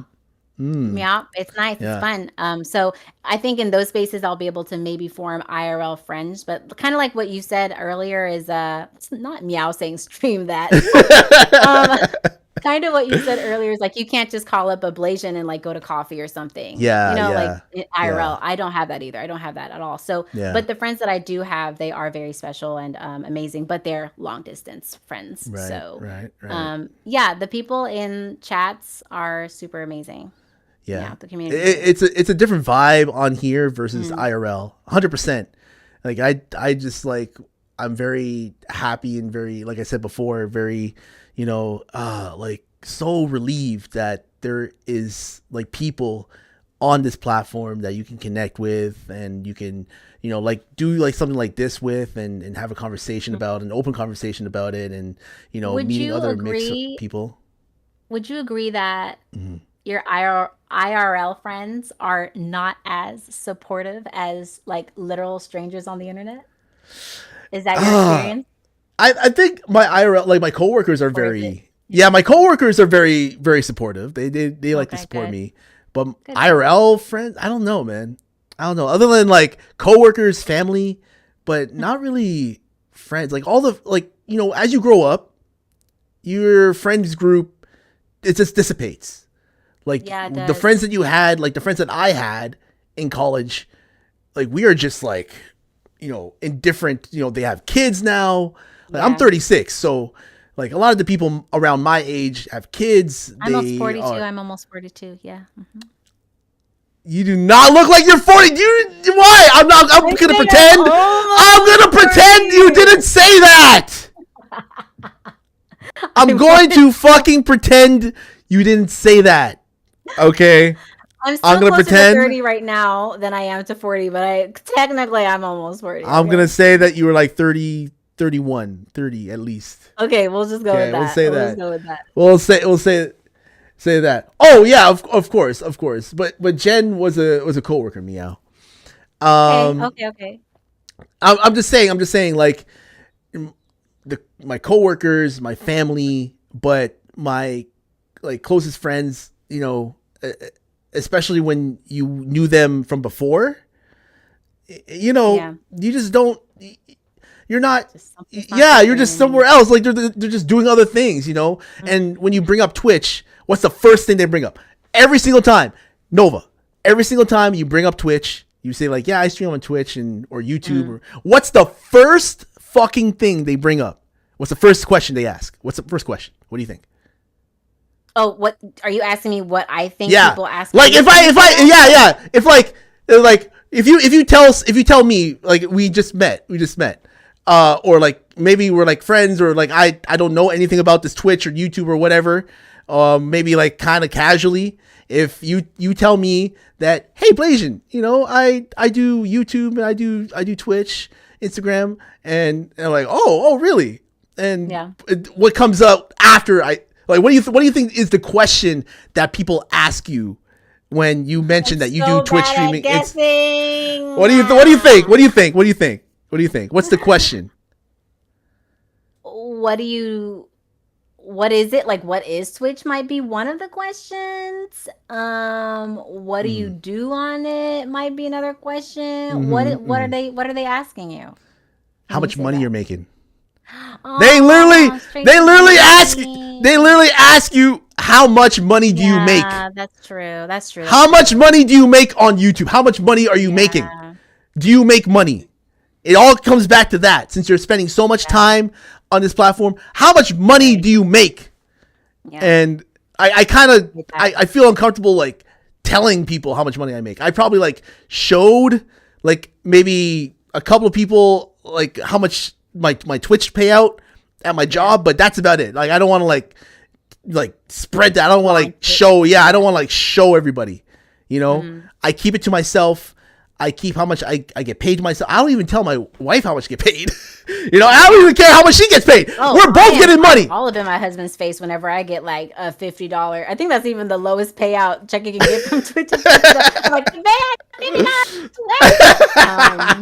yeah, he'll know. I never. But, yeah, that's really sad. That's really yeah. sad because it's not supposed to be motivated by monetary gain. It should be just like I'm literally creating art or I'm creating a space for other people to, that's entertainment value for others. Like, can you ask me about that? That's sad. Yeah, but people on the outside, they don't understand that. They don't understand like how much money you're making, and based upon how much money you're making, oh, that's good. I can do that. I'm gonna do that. Yeah. Like you cannot deny the fact that how people think. Yeah. They want to make money. They're just motivated by it. They're like, it's like all about the green. It's all about the money. It's all about that mindset of like how much money I can make, and what's the easiest way to get money, and right. what can I do? Like, like I don't agree with the fact of like, okay, if you're doing a job and it's in pursuit of something, if it's a job that you're not liking, like if it's a dishwasher, a cashier, right. a janitor, like if you are doing that job in order to support yourself to pursue what you want to do, all right, cool. But if you are doing that job and you're getting paid well and it's not really what you want to do, but you're doing it anyway, and you are single and you are just, I don't know, you have no other like aspirate, like you gotta find something. Like if you have a dream of like being an artist, like a singer, or you have a dream of being like an astronaut, whatever it is, you can't just sit there and be like, well, I'm making a lot of money and at this moment, but if I leave this job, then I won't be making as much money if I start in this position as like, trying to be like a producer or like I won't be making as much money, I'll be losing money. You just get to a point of being comfortable, which again is absolutely wrong, in my opinion. I mean, it's also the country you're in, though. America is really hard to live in if you don't have a job. In other countries like fucking Belgium or other like European Western countries, I think there's social programs out there that are like, it's not a death sentence to not have a job, but anyway, that gets into politics and whatever. But yeah, I completely agree. And I've had the similar experience. It just wasn't with Twitch or YouTube or Instagram or something else. And those ventures eventually turned into a good like secondary income. Yeah. But I wasn't in it to make money. It just, money came to me because I was having fun at what I was doing. And that's another layer that people need to understand is like, just because you're on Twitch or just because you're on YouTube doesn't mean you're just going to get money. Like, it's not an automatic thing. Yeah. You have to build people to support you. Yeah. You rely so much on the people like who are watching. You rely so much on the people who are supporting you, who are there for you day in, day out. Not everyone's going to be a Kai Cenat, even though they like look at Kai Cenat and they're like, oh man, I want to make as much money as him. And I want to, I want to make like millions and millions of dollars, get all these brand deals and such, Blasian. Yeah. Have you watched a lot of Kai Cenat streams? I've like ever since Streamer University, I kind of got back into him. I never really watched Kai before. Like I know he did like the Mafia stream, and then I know he did like Dark Souls, or sorry, not Dark Souls, Elden Ring. I know he did that, but I never really was into Kai. Like I just watch him casually because I don't know. He's again like I respect what he does. I respect what he does. And, the whole thing he did with Streamer University, I thought was absolutely brilliant. Like, who the hell does that? Do you know what inspired him to do that? What? He was watching Harry Potter, and he was like, wow, I wish we had a place where we could all just come together and learn, like, Hogwarts. Really? So it's I did not know that. off of him watching Harry Potter. But what I was going to ask you is, okay, so Yeah. I was watching Kai almost religiously when he was doing the Mafia-thon too. Yeah. But when he was sponsored by Chime, which is like this app, financial app or something like that, Chime gave him like, I don't know how much money, $25,000 or something like that on the stream, and he would go to random people on the Twitch homepage, go into the chat, and send them like 500 subs. Wow. What would you do if you were like the lucky person he just tapped just because he was, you know, because he saw you, just sent you 500 subs? What would you do? I don't know. I'd say thank you. First of all, you would say thank you. right. Yeah, obviously. A lot of people are like, no, shut up, wait, no. Like they're like, they'll go crazy. So, obviously. So interesting to see. And it was such a cute stream, I think. Really nice. Yeah. It's like one of those things where if anybody, if I ever get to that point where Kai is, like, honestly, I'd be giving back too. Like, who wouldn't be? Yeah. You know? We know These that. are the people. We know. Yeah. We know your generosity. Oh, man. What was your nephew was saying something about, like, when you first started, you were like giving people subs in your channel? Like, what was that? I didn't even know you could, like, well, I guess you could gift a sub, and that's what was happening. Yeah, anybody who came into my chat, I'd just be like, hey, what's up? And then I would scroll to their name, gift them a sub, and then that would be it. Like, everybody would be sub gifted. You know, anybody who rated in. Blessed. Yeah. Like, Laser everybody. blessed. Yeah. Like, everybody would be sub gifted. And I would do that. I think I was doing that, you know, my first 500, like, followers. Like, my first 500 followers, anybody who came in, I would just, like, gift them a sub. Meowsith knows. Like, every time someone came in, I would gift them a sub, gift them a sub, you know? That's and fun. It would be, like, you know, constant sub gifting. And I got to a point where I'm like, I got a mortgage, you know? I got bills I gotta pay. It's electricity about to go. Yeah, you know what? Like, I gotta invest in, like, better equipment.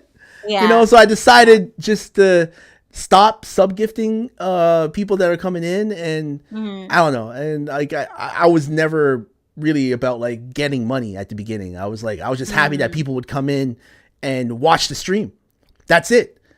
Like, if I can get, you know, people, like I said before, I don't mind people lurking. If I can get like 80 people lurking and I can become partner, like, the reason why I want to become partner, if I ever become partner on this platform, is to start my own stream team. That's my there you go. That's my main thing. Like, to start my own stream team and figure out how to do that, go from there, you know? Like, there's so much you can do with Twitch, and there's just so much fun you can have with it, because the live stream aspect, you know, the whole point of you are live, this is you, there is no cuts, no nothing, it's just straight up, the chat sees you, you are there, like, it's your raw representation of you.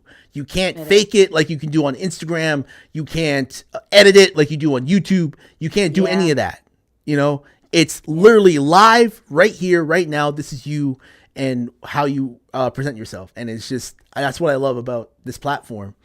And I try my best to follow more IRL streamers, because that's what I feel as though that's where my channel is going. Yeah, that's where I'm leaning towards, like podcasting, you know, IRL streams, but as well. I love when you go to the marketplace and you show us all the food, like the Filipino food and the ASMR crunching. Like, I love that. Yeah. I like to do that. I love to do that. I love to, you know, go out and just to explore and just do IRL streaming. You know, do you know when the next market is? Like, is there like a kind of calendar and you can kind of see? Oh, August. Okay, that's not bad. Yeah, August is gonna be. It's called Taste of Manila. Taste of Manila. Taste of Manila. Taste of Manila. You had a cooking stream too, while you were in the kitchen. Wait, I remember that. Yeah. It was like my launch of my merch. My launch of my merch. I was wearing like the tights, you know. Oh yeah. I remember that. Yeah. It was good. It was good. A good day. Yeah, it was a good day. It was a good day. More of that. Yay. You know, I mean, I again, like I said, like I have other stuff other than Twitch and I'm working on, and I'm trying to get going. Yeah. You know, Twitch is just one platform. like, TikTok, Instagram, YouTube, like there's so many other platforms. And obviously I got my own stuff like with my screenwriting and all that. So I'm just trying to figure out and trying to like build it first and then present it. Like I said before, before we end, because we've been going for a bit. I plan on going to like 1:30. It's almost 1:30 now. It's okay. Yeah, one thing I want to ask you, Nova, is keep going. I don't know, man. I don't know. I gotta end it in like 10 minutes or so. We gotta have a part 2. We have to have. Yeah. We'll have a part 2. Don't worry. And part 2, maybe like fall or Christmas time. My favorite time. That's my favorite season. You know what? We can do it. I plan on. Unless you don't have podcasts, then just let me know.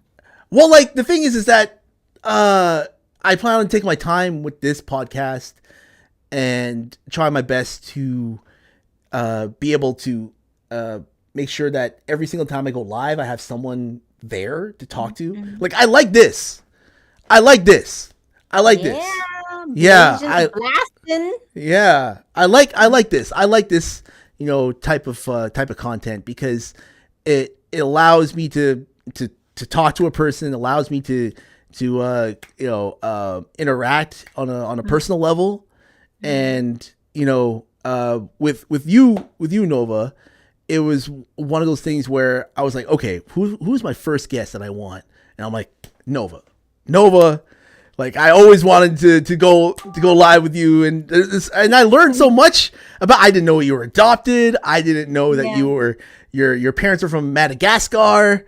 I didn't. I didn't know that you were in Belgium. I didn't know you were in Europe. Oh man, hey, what's up, Super Vegeta? I didn't know. There's a lot of stuff I didn't know, and like I said before, I'm gonna invite you back. And we're gonna do a special little sex ed talk podcast. Sex ed with NovaLadee. I'll see if Poison wants to come on too. We'll see if Poison wants to come on too. Yeah. We'll see if Poison. We're kind of like almost opposite, but like respectfully. So I really like that dynamic, and we really get along too. Yeah, I really like how there's like different perspectives and different like ways of thinking from like a lot of the females on that watch me, and that's what I like. I like difference in perspective, and it like allows me to be educated too. I like to learn. But anyway. One thing I want to ask you. You have one more question for me? I got one more question for you. I think I wrote it down. Let's see. Oh. What no, actually I don't know if I should ask this. What? I don't know. I should ask. I'll save this one for the sex. Okay, all right. I'll save that one for the sex podcast. 100%. Okay, the sex ed. Yeah. Let's call it the sex ed, please. Yeah. Just an offset question. Since you were adopted, I'm wondering, have you met your real mother, your real parents? Nope. No? Nope.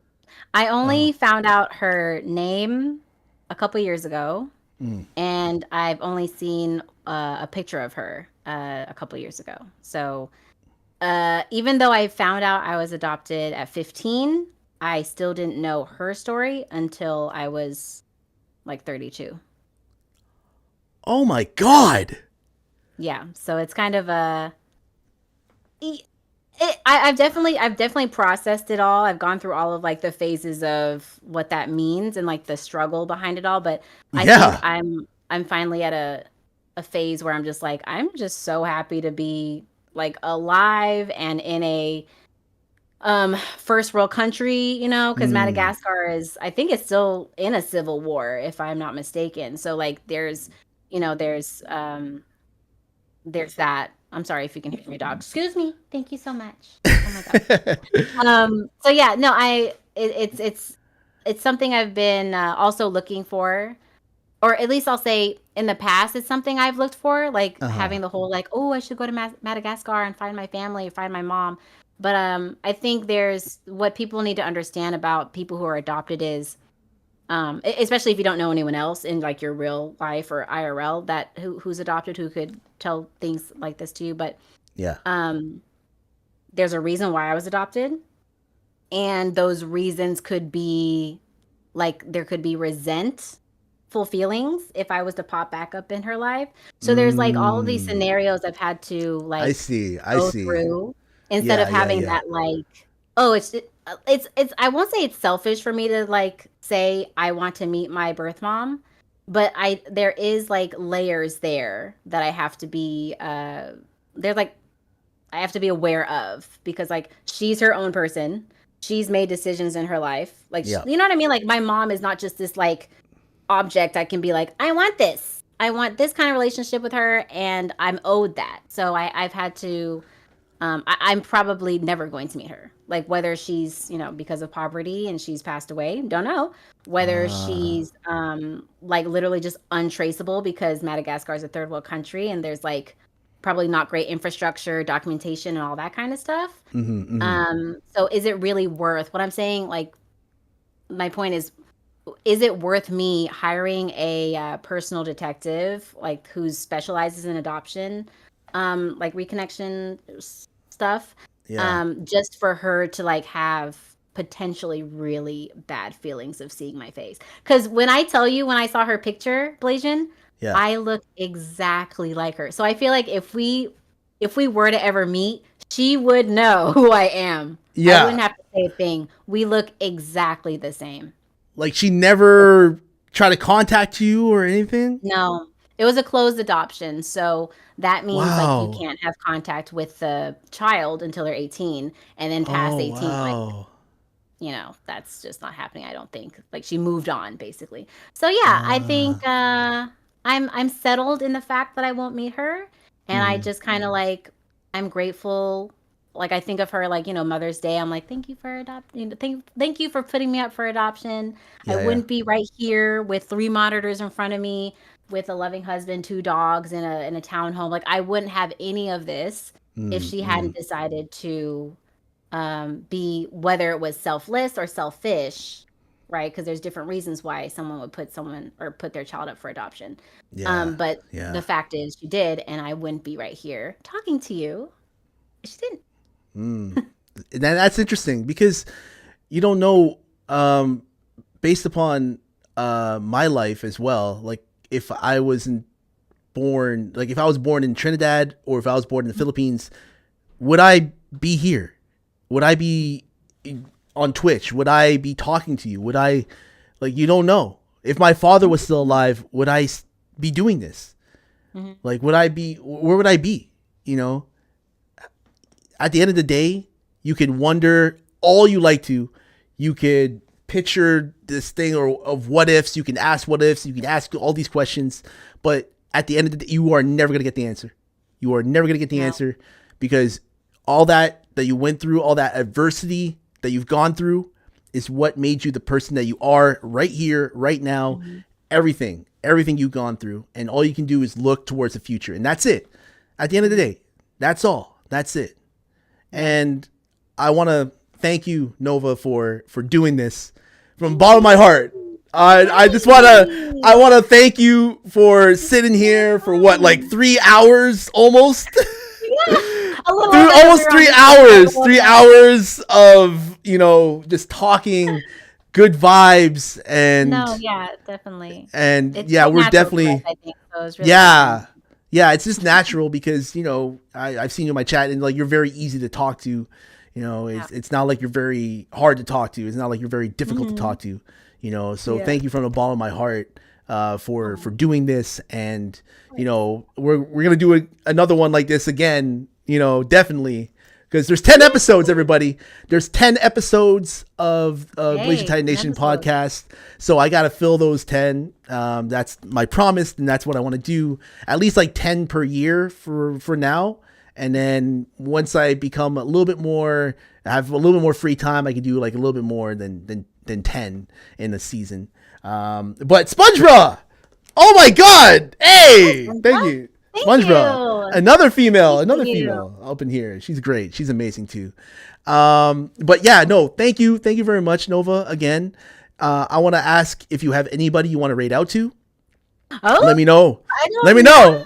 Let me know. Let me know. Let me know who you want to raid out to. BLASIAN Butterfly, because that's really the only person on my who's Is she live? right now. Mm-hmm. Oh my God! Of She's course. playing Kingdom Hearts. I think that'd be cute. Kingdom Blasians, Hearts. Blasians. Whoa! Where is Shuek Storm? Let's go Raider. Let's go Raider. Okay. Yay! Well, thank Let's you for go. having me, BLASIAN. I'll see you soon. Thank you. Thank you very much. Thank you. Thank you. Thank you. Okay. Okay. I will transfer over to my main screen. Take care. Take care, Nova. Everybody say goodbye to Nova. Everybody say goodbye to Nova. Bye. All right. Thank you, All right. Bye. Yeah. There you have it, folks. There you have it. Episode 1 of the BLASIAN Titan Nation podcast. I want to thank everybody who came in, who was listening, who were a part of the discussion. Raging. I gotta have you on here in the future, maybe for August, bro. We gotta do a podcast together. Same with you, Sponge, bro.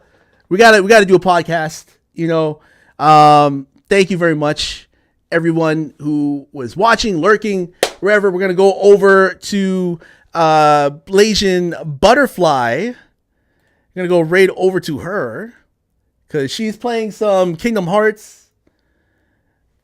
And we always gotta raid, cuz, you know? She's another BLASIAN, very fantastic. She's actually going to be appearing on my podcast. She agreed to appear on my podcast. All right. And yeah, we're gonna start that raid up. So please, everybody, join the raid. Support another fellow BLASIAN. Okay, exclamation point, raid 1. If you are not subscribed, exclamation point, raid 2. Everybody say thank you again to NovaLadee. All right, copy and paste those raid messages. Please and thank you. I'll be back next week with some Blades of Fire.